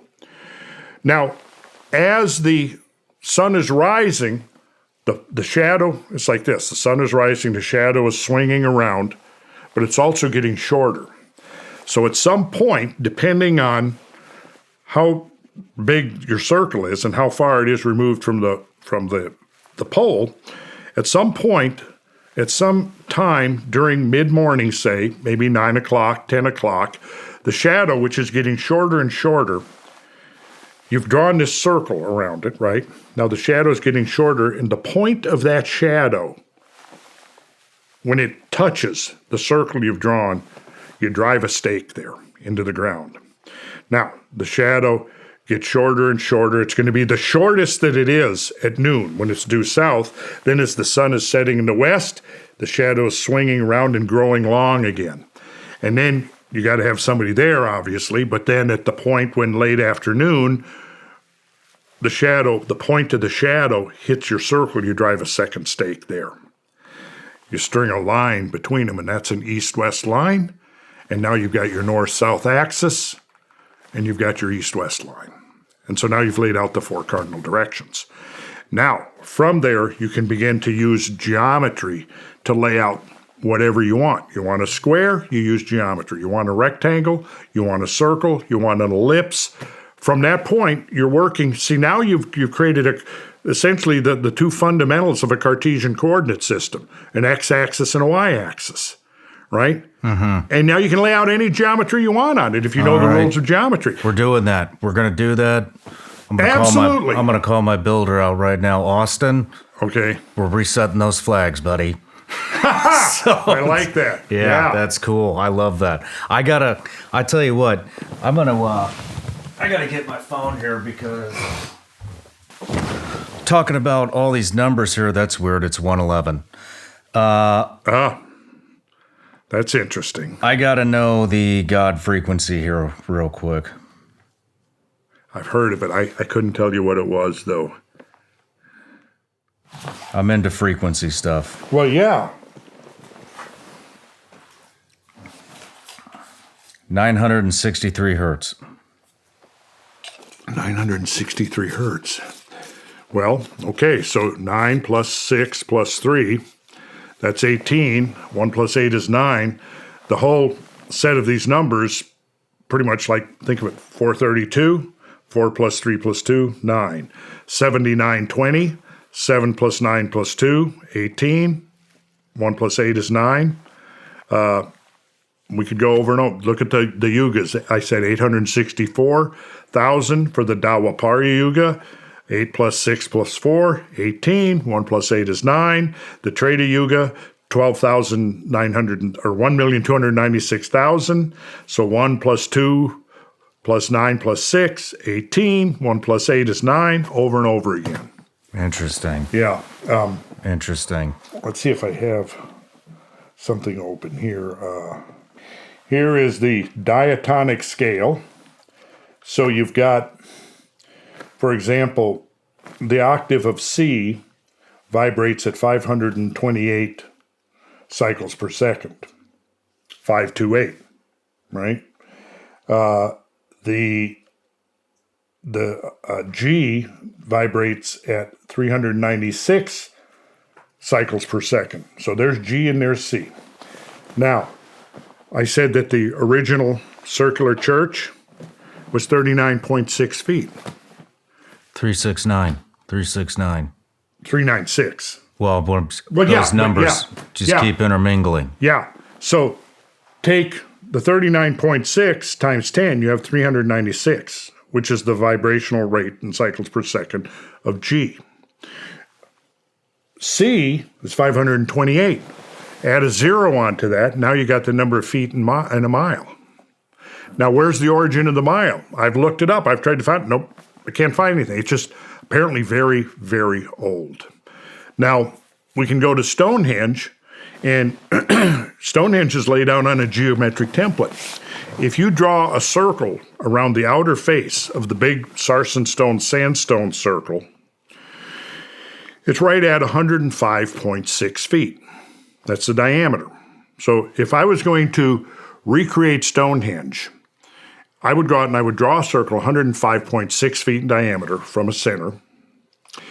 And then for the blue stone, which is a rhyolite stone, I would draw a circle that's 79.2 feet in diameter. Or the radius, my chain, my rope, whatever I'm using, would be 39.6 feet in radius. And I would draw a circle, and I would now have 79.2 feet, and that is the diameter of the blue stone circle within a few inches at Stonehenge. The outer surface, 105.6, multiply that times 5, what do you get? You got a calculator on your phone? I do. Try that. Put in 105.6 and multiply times 5. 753. You sure? 105.6 times 5. times Tell me what you 5. get. 528, excuse me. There we go. Yeah. 528. Multiplied by, what did you multiply that by? 5. 5. So if you multiply it by 50, you've got a mile. Yep. Yep. Is that a coincidence? No. And then the average distance between the big sarsen stone uprights, the lintel length, is also 10.56 feet. So it looks like they were using a unit of measurement that was a submultiple of a mile when they built Stonehenge 4,000 some years ago. What is Stonehenge? What is it? I think it's part of an ancient technology. And that's the only thing that makes sense to me. I think all of these ancient structures that are using this orientation to the heavens, that's what they've got in common. They have a common geometry, a common orientation, and there's another factor too. It also seems that they're not located randomly. They're placed auspiciously with respect to the geometry. The work of, what was his name? I've interviewed him. If I'd had more than 4 hours of sleep in 2 days, I would be a little bit quicker on the ball here. It'll come to me in a second. He's written a number of books on the geomantic principles behind the siting of these ancient structures, and he's documented hundreds of sites and shows to a high, more than is coincident, that they are located with respect to the geological structures, particularly fault lines in the earth, which opens up an interesting realm of possibilities because there's other research that suggests that Frequency and vibration. yes. And fault lines, a fault line is different, say, than just a fracture. A fracture, you've got a crack in the earth that's static. But a fault line, those rocks are moving with respect to each other under pressure. And that right there creates interesting possibilities in terms of the effects on the geomagnetic field.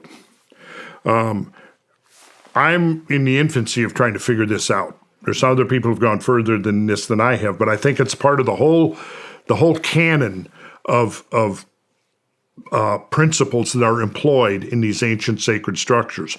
Number one, you get somebody out, and I'm a believer in geomancy. I've seen it work. In my building trades, I have seen what are called dowsers at work and seen major companies, government agencies, others that have actually almost secretly employed water dowsers and diviners to determine what. My first experience was in about 1974 or 75.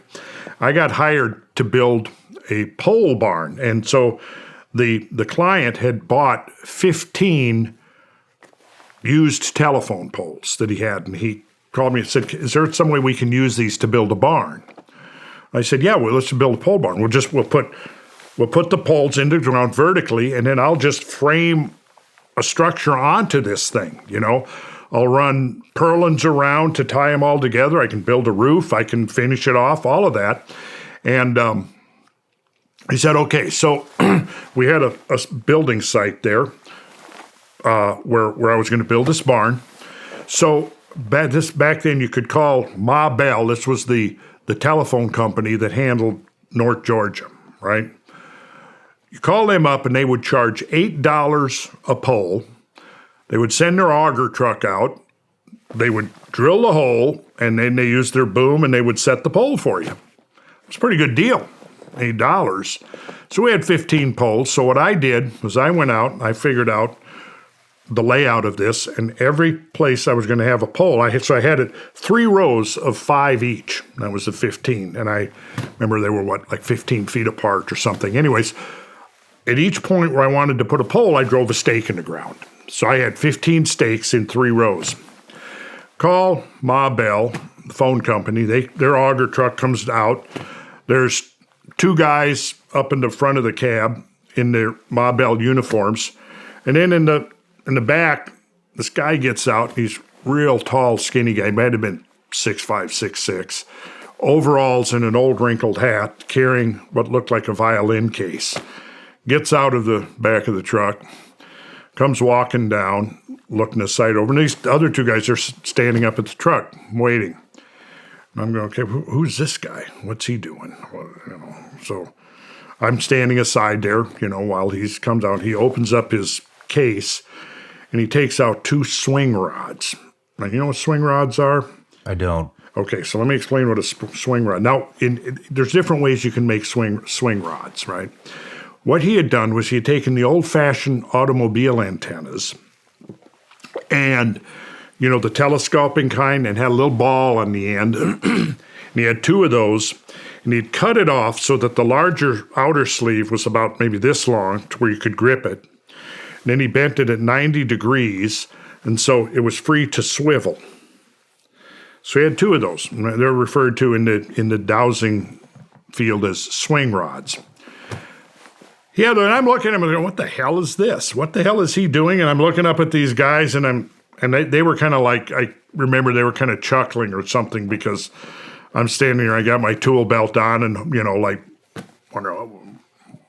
well, I'm sure that they're not pulling my leg, But anyway, so he goes and he starts walking with the swing rods, holding them in front of him over each of the stakes I had driven in the ground. And as he walks, meanwhile, as he's walking, they're just kind of gently swaying back and forth. He steps over them, and as he'd step over each stake, he'd holler up to the guys at the truck, "Clear." He walked over all 15 of my stakes in the ground and said, "Clear." Now, between me and the main house, there was a garage building, and the driveway to the property came in and went to that garage building. And I knew that the water main came into the property somewhere along there, and it probably crossed the driveway to get to the house. So this guy, he goes walking over towards the driveway, and he gets about midway across the driveway. And I'm watching this whole time. I'm about as far away from him as, probably one end to the other of this room we're in. All of a sudden, it looked like almost as if somebody had grabbed the ends of those swing rods, yanked them into an X, and then they bent. They bent, like I could see him bending, literally bending down. And then he took a couple of steps off, and they relaxed, straightened up, and went back to just... Then what he did was he walked in a zigzag fashion, and every time he crossed where the water main came in, he'd get a response. And I could see it. I could see the response, and it was pretty impressive. And just then the owner comes out, and he says, yeah, I think the water main does come in right there. And I'm looking at it. Now, this is fucking interesting. And then he turns to me and says, "You want to try it?" I look at the guys at the truck. Sure, why not? He gives me those swing rods, and I go walking. I stepped across that point, and I felt like I got, you know how you like if you get a strong charge of static electricity? Mm-hmm. That's what it felt like. I've actually heard of this before. Yeah, and it felt like somebody grabbed the ends of those rods and swung them into an X. Now, I've tried it since then, and I've gotten a response, but never like that first time. I mean, I don't know. I was caught off guard or something. And maybe it also had something to do with him being there, right? Now, since then, I've known probably half a dozen other people. I gave several lectures to the Appalachian Society of Dowsers back in the 90s, and I got to know a bunch of these people that were like literally like contracting out to building contractors, to other things, literally people who were paying them money. And, if you read the scientific literature, it's skeptical. They have these tests where statistically there's no indication that there's any greater effect of that. But I totally think it has to do that there's really subjective things going on here. Because, first of all, I've tried it a lot since then and gotten mild responses, but never anything like that first time, where it was shocking. It was actually shocking to me. But after that, I came to believe, yes, there are these energies, and humans can detect them. We know animals detect changes in the geomagnetic field. And why is it so incredible that moving water underground, or moving water in a fault line, or two mineral or crystalline deposits moving at each other couldn't create enough anomalies or fluctuations in the geomagnetic field that they could be detected? And if you have people now, and back, I knew guys, now I wasn't there, but I knew guys, friends of mine, or not friends of mine, but acquaintances of mine that were Marines in Vietnam. And they used dowsers to find landmines. Now, they would not have done, you can look up even online, there's still photographs online of some of these guys. I heard about it, this was years and years ago. I think I was telling people, somebody, I had a friend who was my neighbor who was an ex-Marine, and I was telling him this story. He was my neighbor at the time this happened. And he said, oh, yeah, we had guys in Vietnam that would use those to find underground tunnels, find landmines. And, and I've looked up online since then. You can actually see the pictures of these guys. So, my thought was, okay, they would not be using this if it was just all BS. There's something to it. Now, circling around, I think these ancient builders were using something similar to determine, for example, when they put that pole in the ground, it wasn't just placed randomly. Mm-hmm. For example, you can look at some of the temples, Chartres Cathedral is a good example, which I highly recommend, Chartres Cathedral. There's a series of fault lines that intersect directly under the holy altar. And you can go down, there's a crypt down below the altar you can go into, and there's a well. And you can see right down into the well the water table.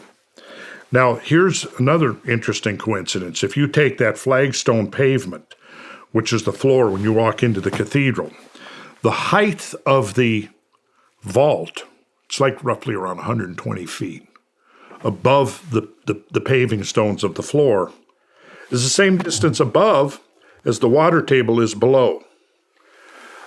Is that a coincidence again? See, these kind of things, you can multiply them over and over and over again, and you get to the point, well, okay, so maybe we should hypothesize that there's a method to this madness. Mm-hmm. I can't say that I know what it is. I think, maybe we can recover. I mean, what I'm interested in doing is, and there's people, like I mentioned, Robert Edward Grant and others that I know. I think we're kind of in this phase right now where it's essentially trying to reverse engineer what these peoples of long ago were up to with all of this stuff. Yeah. And I ultimately think it's technological. It's fascinating stuff, isn't it? Isn't it, though? Oh, yeah. Yeah, I mean, I got pictures I could pull up and show you right here of my 15 poles. Took pictures of it. We'll get them from you and put them up on screen. I mean, that brings us into, I think, plasma technology. Yeah. Lightning bolt technology. Yeah. Well, what is it? Lightning bolts, that's plasma. Ball lightning, the sun is plasma, right? Aurora borealis, the northern lights, is plasma. It's the fourth state of matter. It's what happens when the electrons and the neutrons become completely disassociated. Solid, liquid, gas, degrees of freedom between electrons and neutrons, right? Even in a gas, there's still bonds. But when you get to plasma, they completely break free. So now you have electrons, neutrons become ions, and because they're electrically charged, they can be influenced by magnetic fields. And they also have this tendency to self-organize under the right conditions. If you apply the right frequency, it's like they spontaneously organize into toroidal forms. And then what happens is that, if you look at a torus in cross-section, it looks like an infinity sign. But picture kind of a donut. Here's what you do. Visualize a sphere with a North Pole and a South Pole. And now let's say you collapse that sphere so that the North Pole and the South Pole meet at the equator. So now you've got this like indentation in the north and the south. Well, like what two happens? cones. Yeah, like cones. They're like cones, right? Well, what happens, and this is I'm rudimentary in understanding this, right?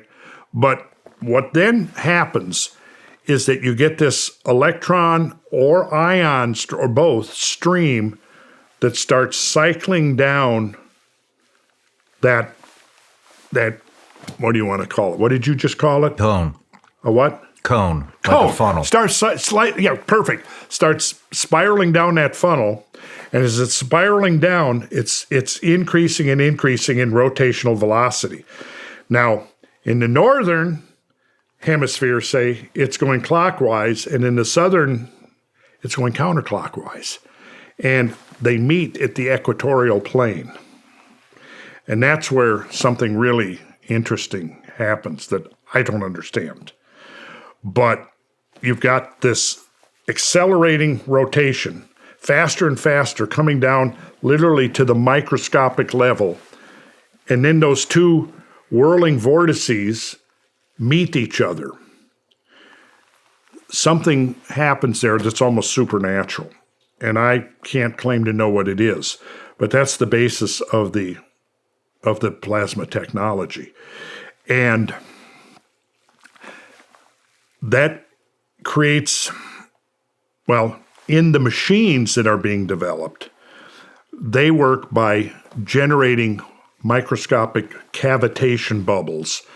And then those cavitation bubbles are subject to very rapid vacuum and pressure, because if they're fed into, like, say, a generator or a combustion fossil fuel-based any engine of any kind, where you've got pistons moving up and down, the movement down will create a compression phase, and then the moving up will create a vacuum phase. And what will happen is the microscopic bubbles, the cavitation bubbles, collapse on their axes. They form these perfect toruses that now initiate this self-organization process of the plasmoids, and they can now be harvested from that machine that's creating these bubbles. And then they're fed into a series of tubes and cylinders and spheres that are carefully machined to very specific and precise ratios. And it's, for example, one end you've got a sphere with an opening in it, and the plasmas are fed into that under high pressure, and in that sphere, they start whirling. And there's a thing and I'm still trying to understand how it works, the Hilch vortex tube, which can actually create two vortices, one whirling one way, and then another one inside it whirling the other way. And it can actually separate. You can feed in air at room temperature, and it separates that into a hot and cold end. And that differential can be up to a couple of 100 degrees difference. Again, we can pull up and I can provide you with the graphics and stuff to help understand this. The Thunderstorm Generator, so-called, works on the same principle. Except what it does is it has a cylinder that's within a cylinder within a cylinder. a sphere within a sphere within a sphere. Now, here's where it gets interesting, is because, okay, you feed the plasmas in, they start this whirling.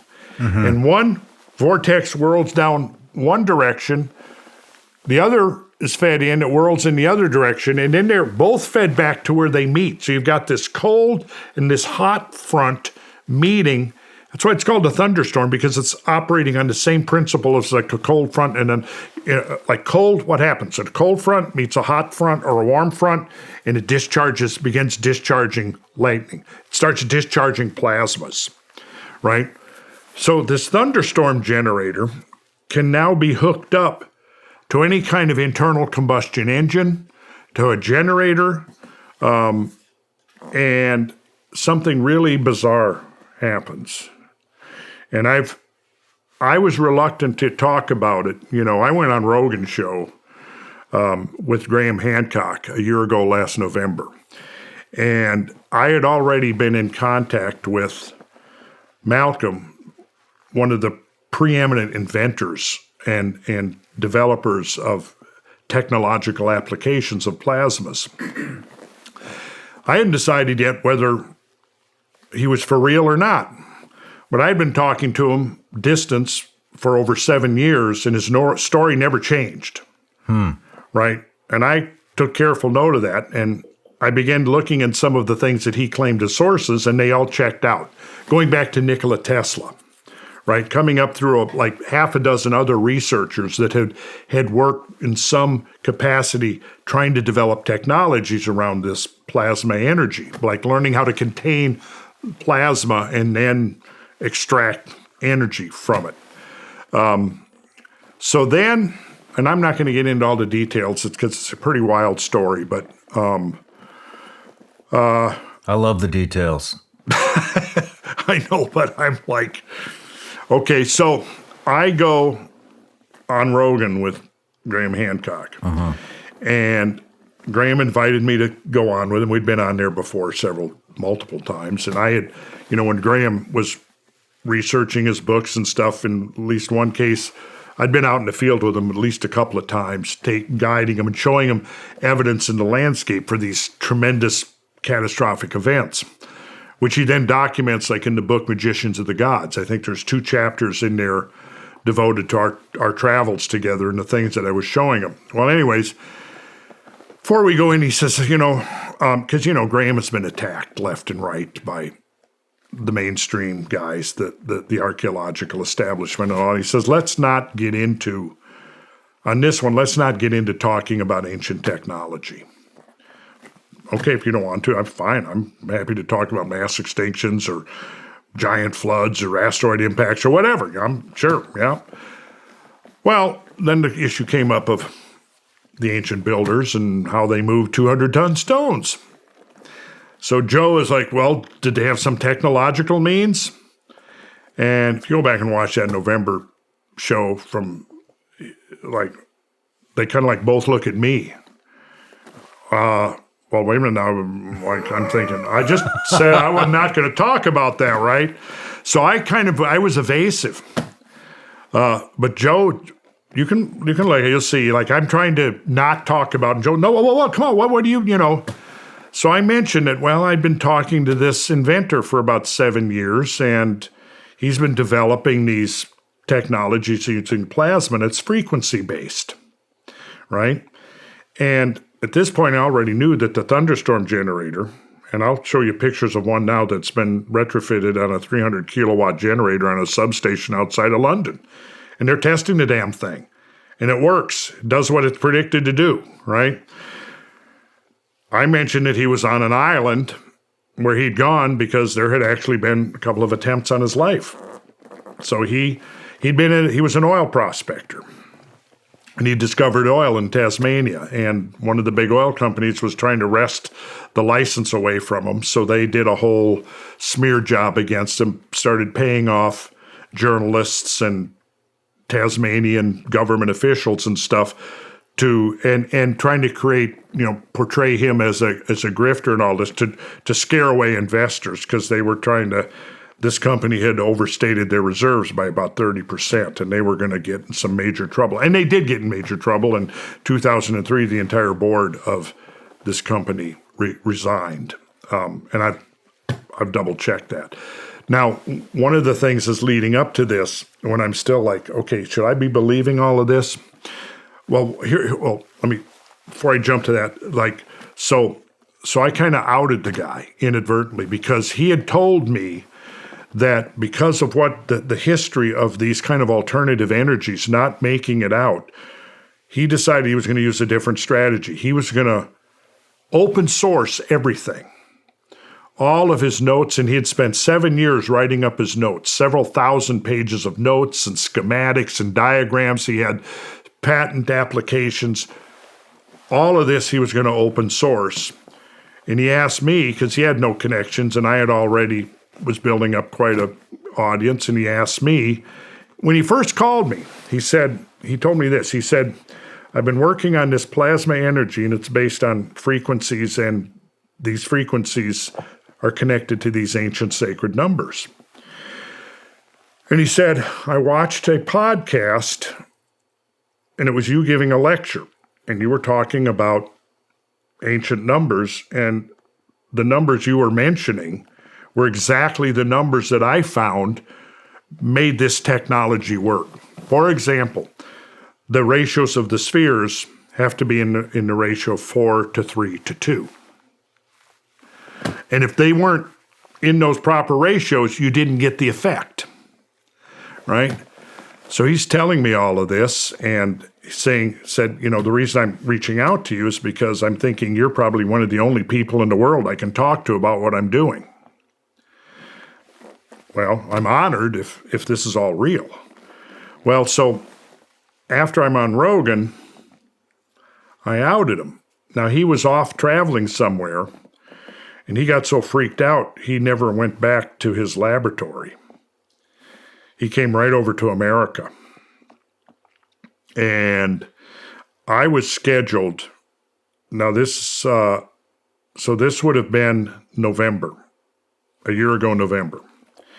So I also mentioned the car manufacturer Mazda, who had expressed interest in the technology. Now, I don't think they've gone forward with it, but at the time, I didn't realize, because I thought he'd given me the green light. I'm going to open source it, so, I'm going to put it all out there. Yeah. Okay, so turns out that he had and his small group of potential investors had signed a non-disclosure agreement with Mazda. And here I am on Joe Rogan shooting my big mouth off, innocently blabbing away. So, the next day, within a day or two, I get a call from Roland Perry, who was probably Australia's best-selling author, and he's also an investigative reporter and has some pretty high-level connections with Australian intelligence and so on. I get a call from this guy, and he's telling me, well, you just outed Malcolm, but it's cool. It's going to be okay because don't get freaked out, So one of the high-ups, a guy who was with fellow who has a international passport with World Bank, he was one of the people who were involved in looking at this technology. I didn't realize this. He had jumped on a flight and immediately went to Japan to do damage control from me shooting my big mouth off. But it turned out okay, I guess, because within a few days their stock went up. Very interesting. Yeah. But so he came to America. I had scheduled to go down to do an interview with Tucker Carlson. So I went down to his studio in Florida, Boca Grande, just south of Sarasota. I was in the hotel there, and the inventor shows up, Malcolm, he shows up. So I stayed a few extra days. We went through a lot of stuff. I left, went back to Atlanta. He stayed on. It turned out he went and got a room in a beachfront resort. And it turned out the manager of the place was a Randall Carlson fan. So he gave Malcolm the run of the place. And it a lot of it, they had a restaurant and all this there that had closed down during COVID. So he gave Malcolm the keys, said, use it for whatever you want. So we set up a little, like a mini podcast studio in there. And we then had an interview with a man by the name of Com Carpenter, who is the founder of the India Foundation, which is a liaison between the French government and the Indian government. So we had this interview with him. He took this information to the Indian government, and they were very interested in it. So now I'm going to skip some of the details, but fast forward to last summer. Now, okay, so Joe asked me to come back on to talk about the technology. So we agreed that I would come back in February. And then, so I went back on Joe's show, but Malcolm the inventor was here in America, and he came up to Atlanta to tutor me in the technology. So we put together a big slideshow, over 200 slides, which I have right here on mine. And then he gave a series of lectures. As he then went through the slides, he gave lectures on that. And so then I had this invitation to go back on Joe's to talk about the technology. Well, here I had the inventor right here with me, so I contacted Joe and I said, I've got the inventor with me. You want to bring him on?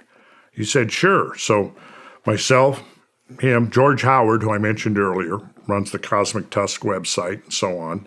He went with a couple of other friends that went with. We drove down there, and I went in there, and myself and Malcolm sat down, and Jamie had found this stuff from the 90s and the early 2000s online, where it goes back to this controversy where they were trying to get the license away from Malcolm.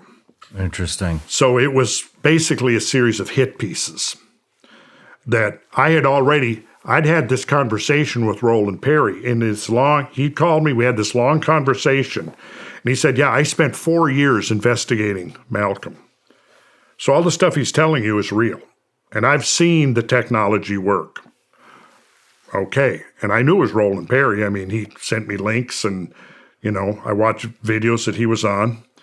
So that boosted my confidence quite a bit that this was all real. But basically what happened was I had this slideshow we had put together, and this paperwork Jamie puts on. So Joe was looking at this stuff when we just walk in.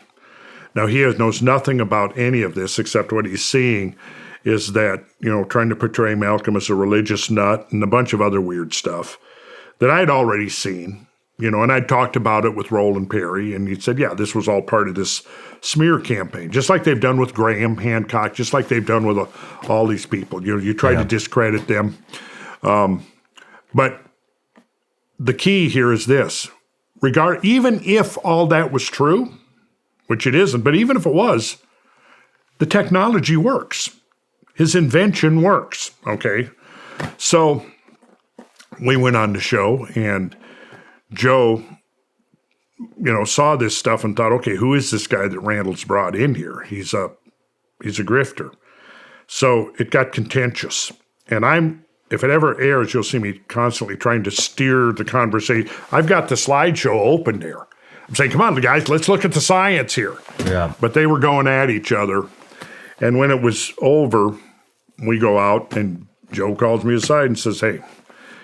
And the thing is by the end of this, I'm thinking, people are going to go, oh, gosh, Randall is, promoting this grifter. He's promoting this con man.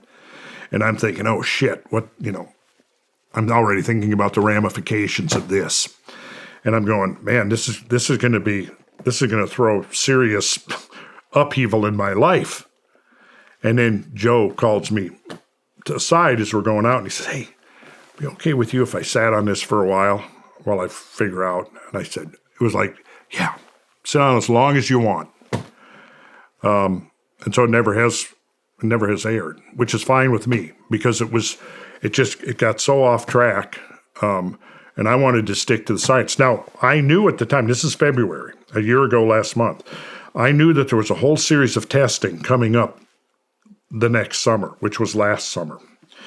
And I was present at some of these tests and saw for myself what was happening and was able to, there with an admiral, a retired admiral from the Indian Navy, flew all the way over from India to be there present at this testing that was at a major industrial laboratory at one of the research labs out in Raleigh, North Carolina. That's all at this point that I can say about it, but until the final test results are published.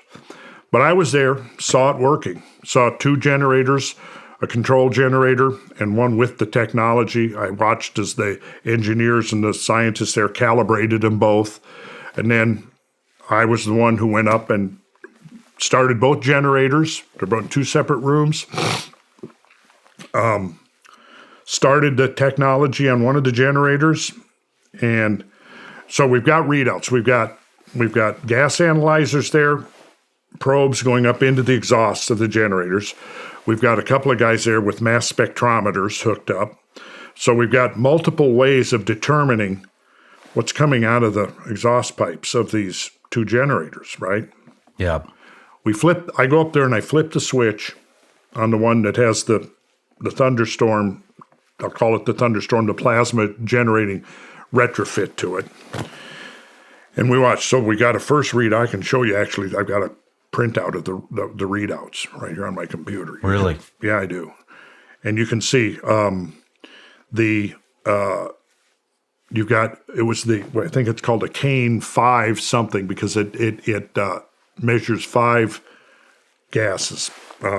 Carbon dioxide, carbon monoxide, nitrogen oxide, other methane, other hydrocarbons, probably like methane and whatever else, and oxygen. Okay, so flip the technology on. You can sit there, I can watch the mass spectrometer, I can watch the gas analyzer. You're looking at like 10% or parts per million. Let's see. Carbon dioxide, carbon monoxide, and oxygen were in percentages. Methane and nitrogen oxide were in parts per million. So basically, oxygen is at a 4 or 5% coming out of the exhaust, which is about typical for a generator like that.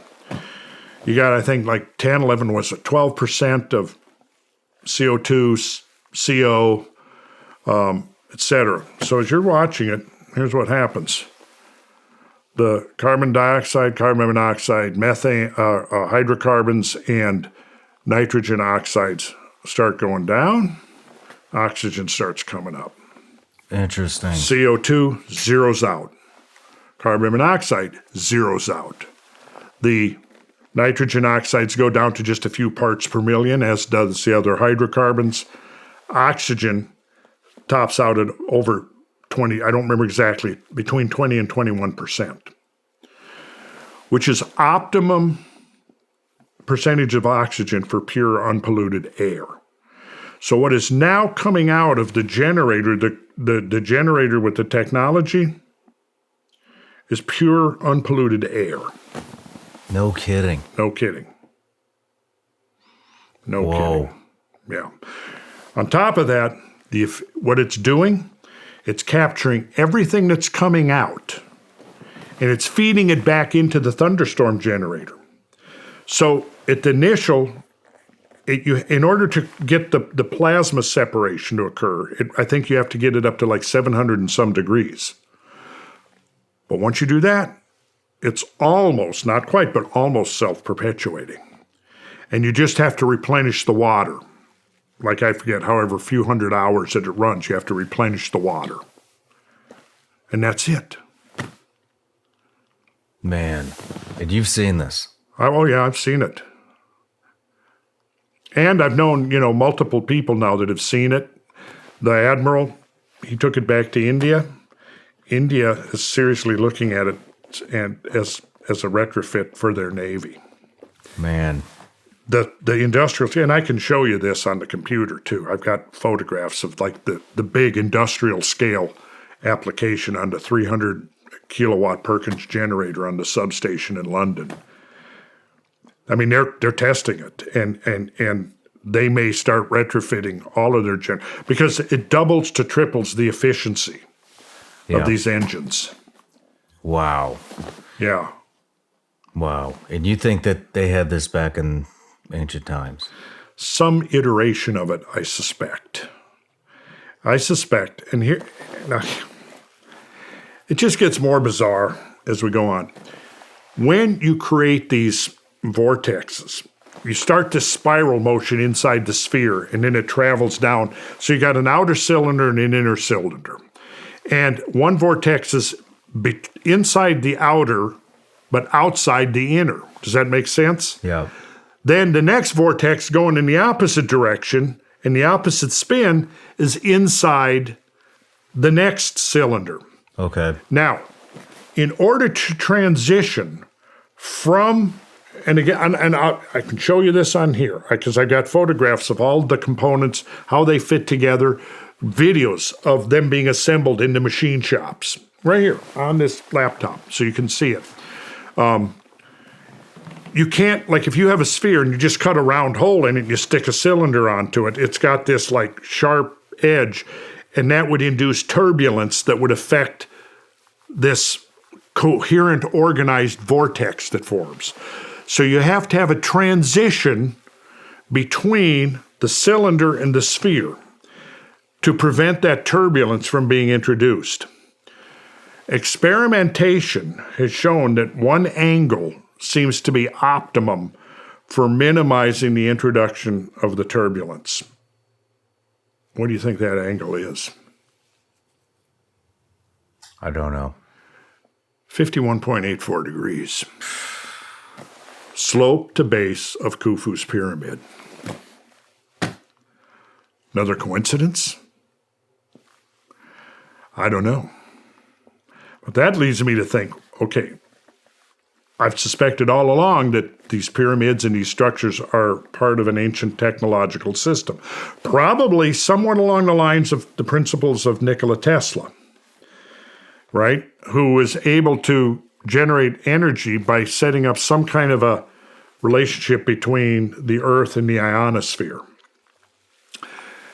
I don't know what's going on there. I'm still trying to figure out, listen, I was in kindergarten 2 years ago, now I'm in first grade. But when I was there at this testing, I'm seeing these scientists, physicists and engineers and stuff, they're all scratching their heads, going, okay, we see this, but they've been struggling for a year now to explain what is actually happening. There's a fellow by the name of Bob Grenier, who I think has probably come as close as anybody. He's head of the Martin Fleischmann Memorial Project. Martin Fleischmann was one of the pioneers in these alternative energies, particularly working with plasma. Brilliant mind. He came on board about a year ago. And he was there was a Tesla Tech conference in last summer in Albuquerque. And my pal and partner in HowTube.com did the live streaming out to, I don't know, a couple of thousand people around the world that paid to be able to witness. And what they did in front of a live audience on a stage is they brought in a generator and retrofitted it right there. And as a result of that, several things happened. From there, it went to this research lab in North Carolina. From there, it went to a conference in Zurich where it was presented. Malcolm then went and spent 2 months in India demonstrating and building prototypes. And so, I mean, this is the phase where it's at now. Let's see, what else? So they're really looking at this. What? People are really paying attention to this. People are starting to pay attention to this. Yeah, that's exactly right. So there's a really interesting video that I would recommend watching. It's an interview with the gentleman is named George Lush. He works in high performance metals. He contracts. He's third generation. Their company, I think, was founded in 1951. He's contracts to the aerospace industry and NASA and all of this, these high performance alloys and stuff. And he did the annealing of this Thunderstorm Generator in England. And there's an interview, like a 20-minute interview with him afterwards, and it's really worth watching because he says, I'm the biggest skeptic around. And what I saw can't happen. What I saw is impossible, but I saw it. He's there with his, he had a thermal analyzer.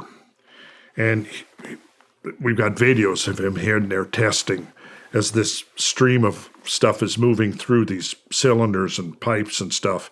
And literally with 4 inches, the temperature can change by over 100 degrees Fahrenheit. And he says, this is impossible. He says, I kept testing and testing and testing with my thermal analyzer, and it came up the same every time. He says, I'm not sure what, he says, we're just at the beginning of trying to figure out what the hell is happening here. But then he went in to discuss the potential applications of it. Now, one of the big questions is okay, when you do look at these readouts, okay, carbon dioxide, the other things go down. In some cases, zero out. In other cases, it doesn't zero out entirely, but it's only a small fraction of what it had been. Meanwhile, the oxygen's gone up. So then the question, okay, where did the carbon dioxide go? Where did the carbon monoxide go? Well, it looks like it somehow got transmuted on the atomic level into oxygen. And how bizarre that the concentration of oxygen coming out of the exhaust pipes is the optimum oxygen that we would want for unpolluted, breathable air. And that's what's coming out. Man, that is... And George Howard was there. I watched him do this. He got down with his mouth right there and started huffing the plasmoids or whatever coming out, to show, yeah.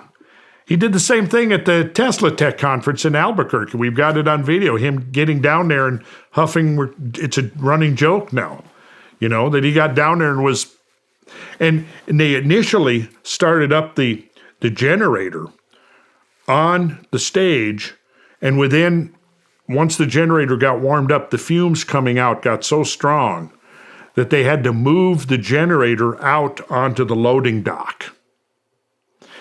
Then they turned the technology on, and within a few minutes, instead of all this pollutant and stuff coming out, it's air. Man. Yeah. Well, I'm going to lay it all on you, Nancy. I'll give you the links. You can go and there's a fella in Australia, a young guy doing research named Jordan Collin. He's called his website's called Alchemical Science. He's done a really great breakdown and analysis of the whole thing, and he's got ideas about what he thinks how it's working. But he's been actually in contact with Roland Perry. There's a video that you can also get. I'll give you the link that you can. It was made about 5 years ago where they first did a retrofit of a car, retrofitting an internal combustion engine. And Roland Perry is there interviewing the 2 mechanics who had just completed the retrofit. And it's not a big deal at all. And then he's test driving the car at the end of it. So Jordan Collins, who's also in Australia, goes down and met Roland Perry in the machine shop where they did this, and they're talking about the car. It's been sitting there for a number of years now, but talking about how, what would be involved in retrofitting lots of cars. George Lush, the annealer, the high performance metal guy, he in the end of his interview, he talks about the potential application. He says, well, think about this. If you put this technology on cars, you got billions of cars all over the world. You got hundreds of thousands of cars driving down city streets. And they're putting out all of this stuff, right? With this technology, They're putting out air. Yeah. Putting out air. That would eliminate fossil fuels. Almost, but not quite. Fossil fuels would have them. But see, at this point, they're using fossil fuels to get those initial temperatures to set the whole process in motion. But there's other applications that look like they could be. I mean, some of the stuff that I've seen some of these guys talking about is space travel, submarines, possibly even the conversion of hydrocarbon-based pollution in oceans into protein, which could be very interesting. Yeah. And I don't know much about that, but that's one of the potential applications that's already been demonstrated to be possible. So, like I said, I'm still in first grade. Maybe I'm about to graduate to second grade, but I've got a lot to learn yet. So, we can carry on this conversation. And if you're interested in keeping up with the developments, man, I'd love to keep you in the loop. Yeah, I would love to. It's exciting. I would love to hear more about it. Yeah. On that note, let's take a quick break. Okay. Today's show is brought to you by HelixSleep.com. Sleep, especially as you get older, is so critical, especially that deep, comforting sleep. Go to HelixSleep.com and take the sleep quiz. I took it, and I was matched to the Midnight Lux. I've always struggled to get a full night's sleep. After years of operating overseas, some days my back is just absolutely shot. But not anymore. I've had Helix Sleep Mattress for over a year now, and it leaves me feeling refreshed and ready for the day every day. Plus, their enhanced cooling features keep me cool all night long. Helix knows that everyone's unique, so they have several different mattress models to match based on your body type and sleep preferences. Once you match, your mattress comes right to your door, shipped for free. Helix has a 10-year warranty and even has financing options for flexible payment plans. So a great night's sleep is never far away. Helix is offering 20% off all mattress orders and 2 free pillows for our listeners. Go to helixsleep.com/SRS and use the code HelixPartner20. This is their best offer yet, and it won't last long. With Helix, better sleep starts now. I want to tell you about this business venture I've been on for about the past 7-8 months, and it's finally come to fruition. I've been hell-bent on finding the cleanest functional mushroom supplement on the planet, and that all kind of stemmed from this psychedelic treatment I did. Came out of it, got a ton of benefits, haven't had a drop of alcohol in almost 2 years. I'm more in the moment with my family, and that led me down researching the benefits of just everyday functional mushrooms.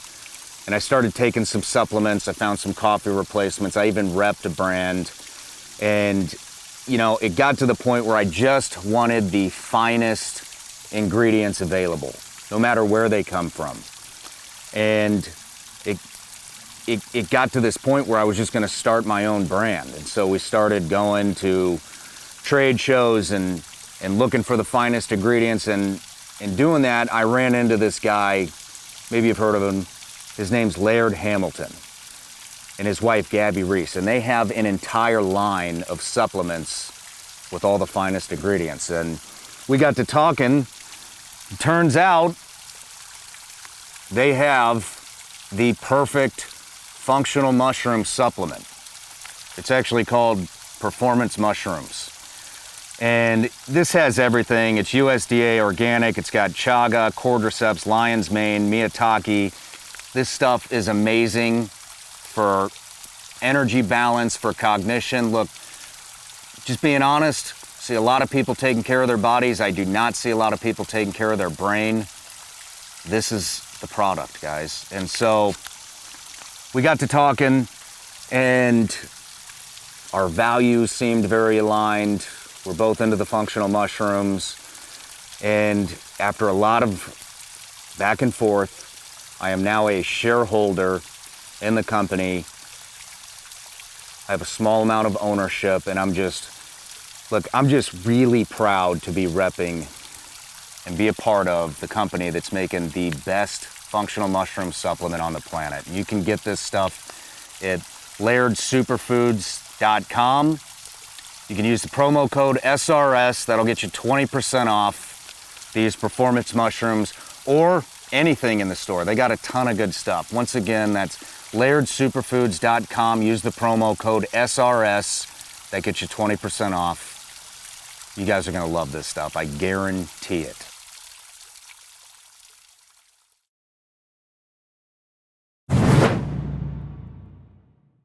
You've heard me talk about my passion for ketone supplements and how they boost your workouts by helping your body use fatty acids for fuel. I take a shot of HVMN's ketone supplement before my morning workout and before I record my show. It's not an energy drink, but what it does do is it gives me the energy and the clarity that I need to get through my day. I don't drink coffee, so this is my go-to when I need that edge. Ketone IQ comes in convenient shots and are great for workouts or when you need to be in the zone. Some of the world's best athletes rely on this to improve their performance because it doesn't contain sugar or caffeine, but it gives them the same benefits. I wish I had this when I was on active duty. I have more endurance, I don't get the crash, and it helps curb my appetite when I'm doing a long day of interviews without a food break. Folks, HVMN is offering my audience 30% off your first subscription order of Ketone IQ at hvmn.com/Shawn. Again, visit hvmn.com/Shawn and subscribe upon checkout for 30% off. Find Ketone IQ in your local Sprouts or Earth Bar stores nationwide. All right, Randall, I got a couple of questions, and you showed me a couple of slides off camera here. Yes, I did. Why don't we just start with the clean energy, the clean emissions? You had a great slide that showed what. Yes, I did. Well, this was part of the testing that was done last summer. There's been 4 or 5 tests now that have been done showing various results. And the slide that I showed you was last summer. It was a generator. It should be right about, well, where is it? Should be right about here, just about coming up. And what this did, here we go. So this was a generator. This generator here was a Honda run by a gasoline generator. So it's a Honda jet, small, the kind you could actually use in a small shop or even as a home generator, right? Now, so what we did was we had 2 rooms with 2 generators. One to be left normal and the other one to be retrofitted with the plasma technology, right? So this is in a large scale, and this is in an industrial laboratory, right? There's about 10 or 12 people there, various backgrounds, scientific and engineering and industry professionals in the group, including me. I was there. I got invited out, so I want to see this thing, because a lot of people have said to me, well, have you ever seen this working? I said, well, no, but I know some credible people that have seen it working and vouch for it, but yeah, so I'm going to go. I want to see it for myself. So went out there. So they ran both generators, calibrated them, looked at the emissions coming out of them, calibrated them. They were essentially the same. And then one of them was retrofitted with the technology, right? So with everybody standing around, turned both generators on, and got to let the generators warm up a minute, right? And then once the generators are warm, the one generator, which had the technology on it, there's a switch to turn the technology on, and it just run in line with the exhaust and the carburetor. And, I can provide you with a slide with some diagrams that shows you the hookup of the thing.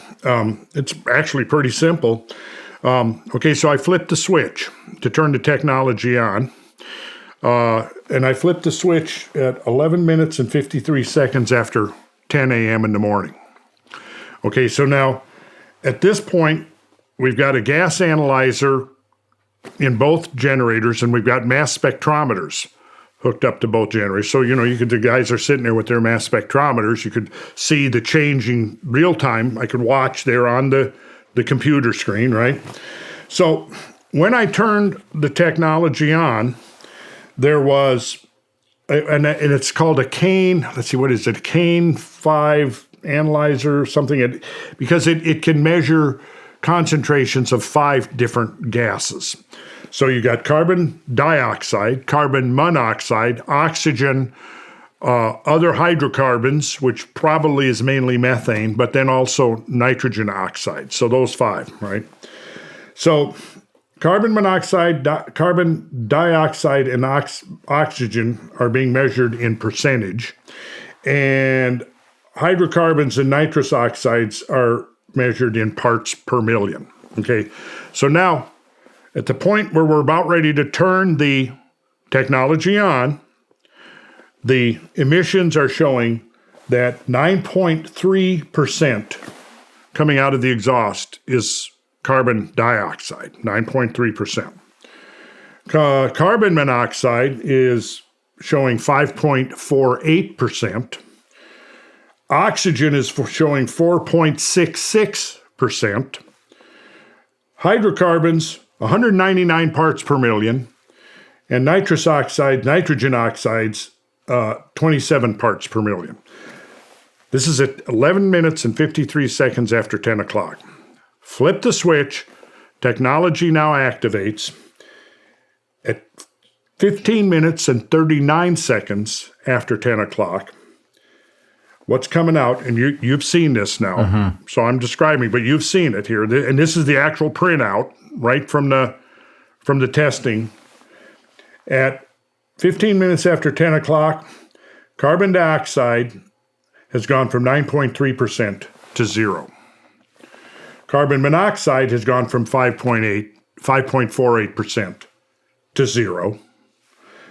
Hydrocarbons have gone from 199 parts per million to 58 parts per million. And nitrous oxides have gone from 27 parts per million to 4 parts per million. And oxygen has gone from 4.66% to 20.97%. Interesting.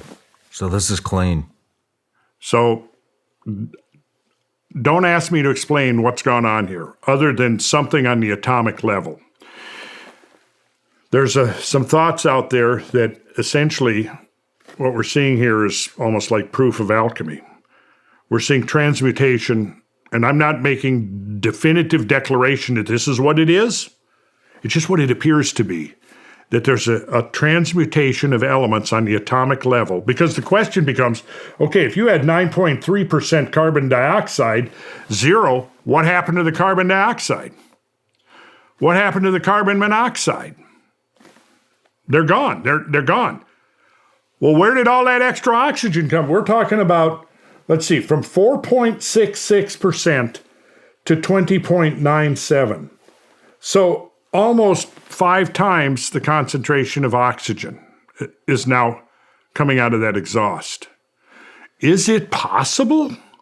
I mean, is it even conceivable that somehow the carbon dioxide, carbon monoxide, hydrocarbons, nitrous oxides were broken down at the atomic level and transmuted into oxygen? I don't know. And I know there's a lot of really smart people who are right now trying to figure out what the fuck this means. So, wow. Now, how is this hooked up to the generators? Well, you've got an intake of fresh air, and then it's recycling. It's taking the stuff that would be exhausted and refeeding it back into the Thunderstorm Generator, which is one of the 3 components of the whole technology. You've got a pre-ionization chamber where the air is drawn in, just ambient air is drawn into this chamber, and it's subjected to infrared light at roughly 100 microns, right? That it pre-excites the electrons in the atoms coming in. It is then fed into what is called, we're calling the bubbler. And this is the instrument where billions of microscopic bubbles are created. That's fed into the Thunderstorm Generator, where I was describing earlier as a series of concentric spheres and rings that set up this vortex, this whirling vortex in opposite, from clockwise to counterclockwise.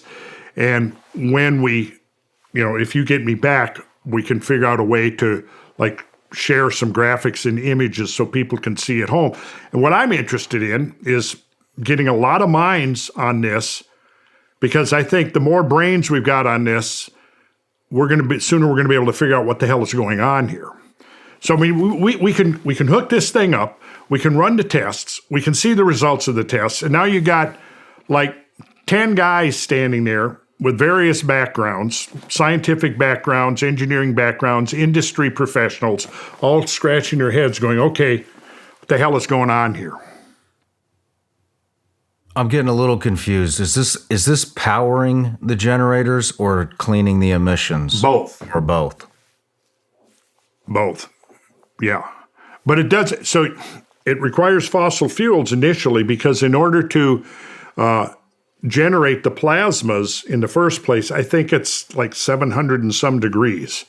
But then once the process is started, it's almost, not quite, but it's almost self-perpetuating. Almost. Wow. And I think, I would recommend, like I showed you, Alchemical Science. Jordan Collin has done a really good, and he's ahead of me on this one, because he's been able to focus almost full time for the last 4 to 6 months on this. So he's got some really interesting ideas, and he's also been communicating with the inventor Malcolm Bendel prolifically.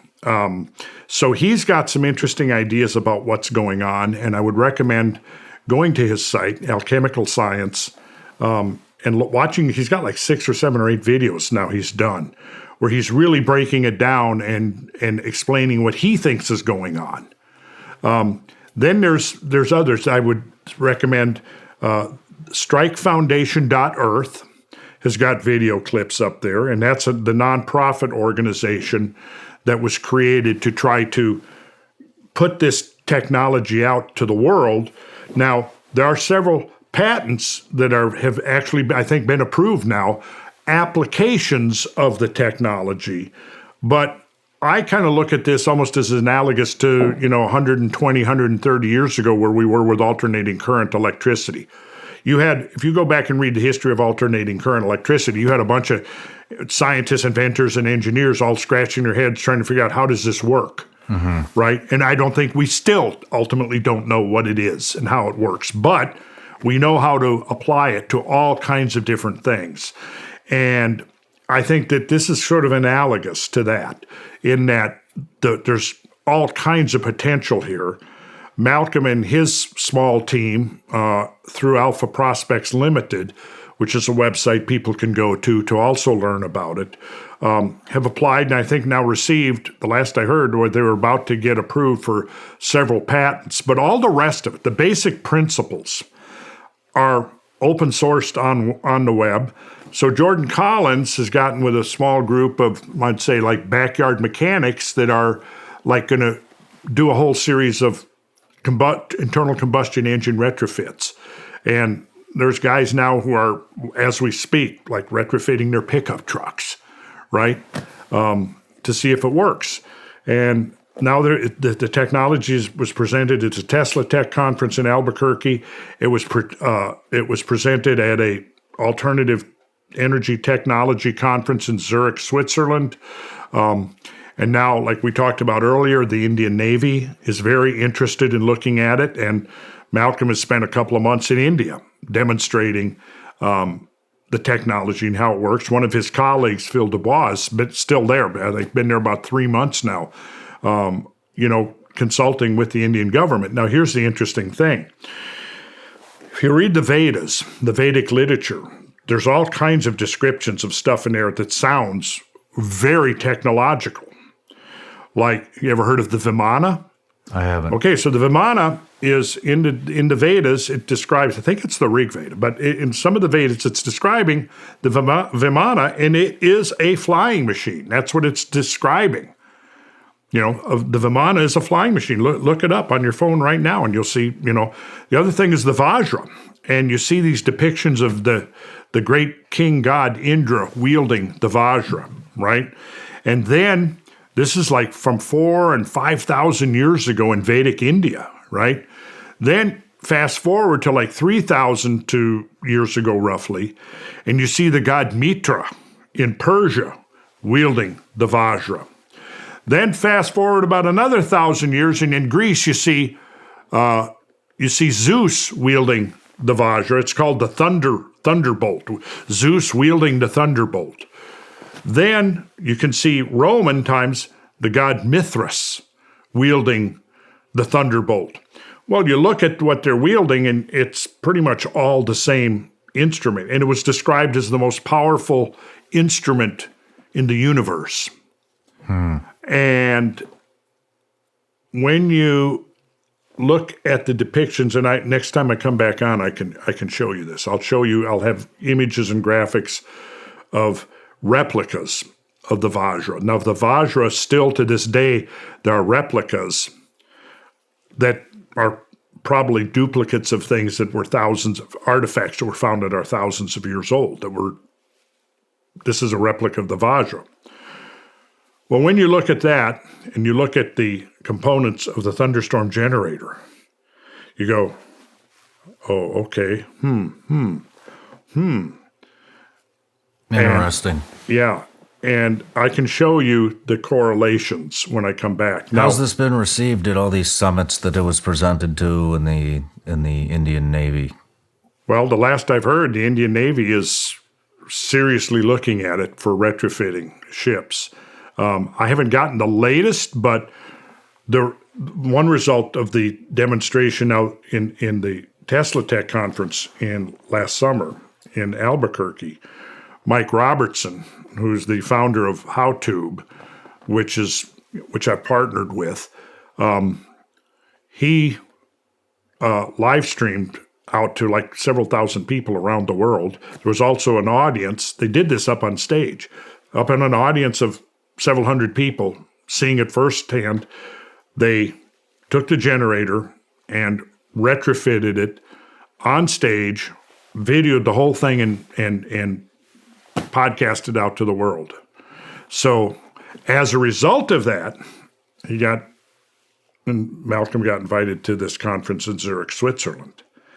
So he presented there. Now, at the Tesla Tech conference in Albuquerque, he ended up being sort of the star presenter at the conference. And he was just like last minute. They brought him on, and then he ended up being the star presenter at the thing. And it's all on record now. It's all videotaped. Anybody can track these down. And on my website, I'll have all the links and stuff. But I think Jordan Collin at Alchemical Science already has the links up, so people can go and they can see those videos for themselves. And the idea now is to get it out. So, there's been a whole succession of inventors and scientists that have been working directly or peripherally in this field with this type of energy. And their work has been stolen, locked up, suppressed, classified. The strategy now is get it out there. Open source, so anybody can access it. Decide for yourself whether it's legit. I'd say don't make up your mind beforehand or until you've looked into it. A lot of people say, oh, this is bullshit, without having taken 2 seconds to look into it. Yeah. Well, this is impossible. What you're describing is impossible. Well, I got, a dozen scientists, engineers, industry professionals that say, yeah, it's impossible, but God damn it, we saw it. We saw it. Yeah. And they're still trying to figure out what exactly they saw. Man, this is fascinating stuff, It is. I agree. Doesn't even seem real, but I know. There it is. But it looks like there's going to be a major part of the Cosmic Summit in June. So far, both Malcolm Bendel, the inventor, and Jordan Collin are scheduled to be there. Really? Yes. Where is that? I think it's Greensboro, North Carolina. What's the date? It's like around the middle of June. Okay. I can let you know the exact dates. I mean, You could easily look it up online right now if you pulled out your phone, put in Cosmic Summit 2024, and it'll pop right up. We'll link it. Yeah. And anybody else who's interested, I mean, this This is one of the most interesting gathering of minds, I think, that's happening anywhere. There's a lot of interesting things happening at conferences that, in my mind, kind of too heavy on the woo-woo. Mm-hmm. This is solid stuff. And I mean, we got everything from, independent researchers who by the mainstream might be considered fringe, but we've also got mainstream scientists who have been working on all the things we were talking about earlier. We've got several specialists in impact geology and astronomers that are going to be there speaking about it. Chandra Wickramasinghe, who is a astrophysicist. I don't think he's going to be there in person because he's like 80-some years old now, but he was colleague of Fred Hoyle, who is really a very distinguished astronomer from England, who wrote a whole bunch of very interesting books, made some serious inroads into understanding how the universe works. Very, very highly esteemed scientist. Chandra was his colleague, and he's going to be beamed in remotely. Probably Alan West, who has been one of the leaders in discovering the evidence for Younger Dryas impact phenomena, is going to be there. And then a bunch of other interesting people. I mean, it's a really interesting group of really smart people who are looking at stuff outside the box. Interesting. Yeah. Interesting. And the one I went to last year was extremely fun. And meeting all these people, the interesting conversations, that you had. And so I'm really looking forward to this next one. And it's being hosted in a hotel. And the owner of the hotel is a big fan of this work. So he's like putting the whole hotel and all the facilities and everything, just making it available. So it's going to be fun. Nice. Well, maybe I'll check it out. You got anything coming up other than the Cosmic Summit? Well, I'm going to be in April next month. I'm going to be doing a weekend Earth Origins in Sedona. And a lot of it's going to be focused on energy and alternative energy. So I'll be presenting some stuff on there. I'll probably be showing a lot of the slides that you and I were just looking at. Those are the only two things I've got scheduled at this point. But I will say that I've been doing for the last, 3.5 years, this Cosmographia podcast with my friends Russ and Kyle Allen and Bradley Young. But those guys have been scattered far and wide around the world, which makes it hard to do a regular weekly podcast. So I'm launching a second, you may say, an auxiliary podcast where I can put shit out every once or twice a week minimum, calling it Squaring the Circle. And so we've got, I think, 4 episodes in the can. I'm going to do an intro episode when I get back home this weekend. And then it should be going online live within 1 to 2 weeks. And I'm going to be getting into a lot of stuff. It's going to be very eclectic. I'll be talking about current events on there. There's some of the shit that I see going down that pisses me off. I might want to talk about that, the bullshit. But it all fits together. The purveyors of the bullshit want to control the narrative. Yeah. They want to control the narrative. They want to control history. This is what dictators and despots and stuff always do, communists, whatever. They want to erase history and rewrite history. You can see what happened to Graham Hancock after Ancient Apocalypse. I don't know if you looked at some of the crap that was posted by mainstream media accusing Graham of, being a, promoter of white supremacy and racism. Oh, man. And, yeah. I do not pay any attention to mainstream media anymore. That has completely been discredited and is a bunch of garbage. It's a bunch of garbage. I have no interest in what talking heads on mainstream media have to say. But since Graham is a friend of mine, and since I was in the show, I was into the first and the last episode of it, I wanted to see what the critics were saying. And let's see, do they have anything of substance?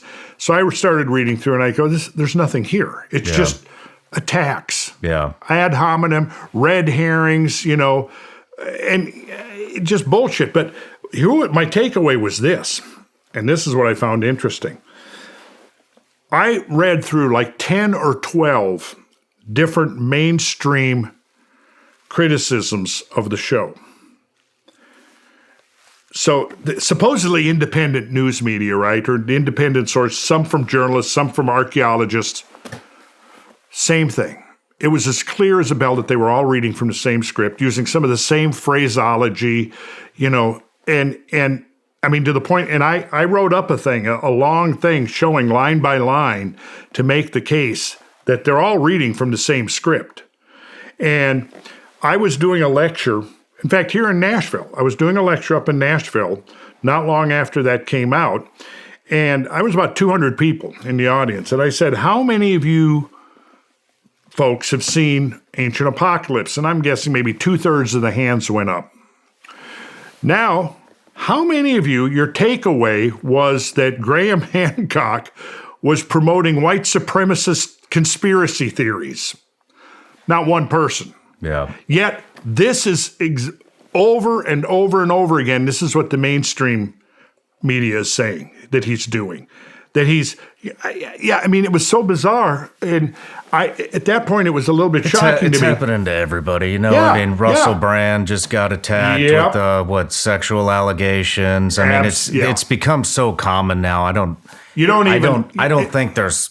I'm sure there's a portion. I don't know. There's a portion of society that buys into that shit, but it's so common now that it's. The thing that I was curious about, though, is, okay, somebody has put this script together that they're all reading from, and I'm like, okay, who the hell is this? Who are these people? Who's putting this? Who's sending this out to these different mainstream academic archaeologists and journalists and critics and stuff? And they're all reading it. It had to come from somewhere. Somebody is behind that. In the interest of disclosure, I'd like to know who the hell that is. Yeah. Who do you think it is? I don't know. But somebody. Yeah. Somebody's there. It's no coincidence that they're all coming up with the same stuff. I don't think that a lot of people are putting that together, but I think people are starting to wise up to the media. I mean, they're going broke, Yeah. Well, you know what's happening is alternative media now is getting stronger and stronger. Mainstream media is getting discredited, and maybe some of them are going, you know what? We better get with the program here, or what's our future? Yeah. I hope it's good old-fashioned competition is making them go, okay, we got to start telling the truth once in a while. Yeah. Yeah. It's really sad what happened, but look what, consequences, now podcasts are on the rise. It's some of the fastest growing media out there. Nobody's watching Hollywood. Nobody's watching mainstream. Yeah. It's all turned into garbage. It's all turned into woke garbage. Good for us. Yes, sir. Podcasters. But well, Randall, pleasure to meet you, man. It's likewise, Shawn. A great time. I've enjoyed this. Despite the fact that I've been, 4 hours and 2 days, it's been worth it. It's been worth every minute of it. Well, do you have any recommendations? Any guest recommendations you'd like to see on here? On here? Yeah. Oh, yeah. Well, George Howard. George Howard would be a good one. And if Jordan Collin is in the country for the Cosmic Summit next summer, he'd be great to get on here. Okay. And I'll think about it. I'm sure I can come up with some more because I'm thinking about who I want to get on my podcast. Right on. Right on. So, we did the first in-house interview a couple of days ago with Shawn Webb. I love Shawn. Yeah, I do too. He connected us. And I especially like him because, I can come up here and he does all the driving. So. Yeah, I'm going to have to get Shawn back on too. But, hey. I met Shawn, I guess we think 4 or 5 years ago, and it was through him that I met Ben Johnson, Mushroom Man. Yeah. Ex-Navy SEAL. Yeah. Mushroom Man, good man. Oh, there you go. Ben, get him on here to talk about his efforts to get federally approved grow license and all that. Yeah, he'd be a good one. And I'm getting him on. He'll probably be my second guest. Oh, cool. Yeah. But right now you're ahead of me. You got more views than I do, but I'm climbing, and I think I'm going to be getting on. I'll be on Rumble soon. Right on. So that's going to, I think, boost what I got to say, and I got some things to say. Well, I can't wait to check it out. Yeah. So. I'm a optimistic, happy-go-lucky guy in my own way, but I'm also getting pissed off. Yeah, a lot of us are. Yeah. A lot of us are. Yeah. But, well, Randall, I say we go grab some lunch and... Man, that sounds good. And thanks for coming out. Thanks for having me, my friend, my new friend.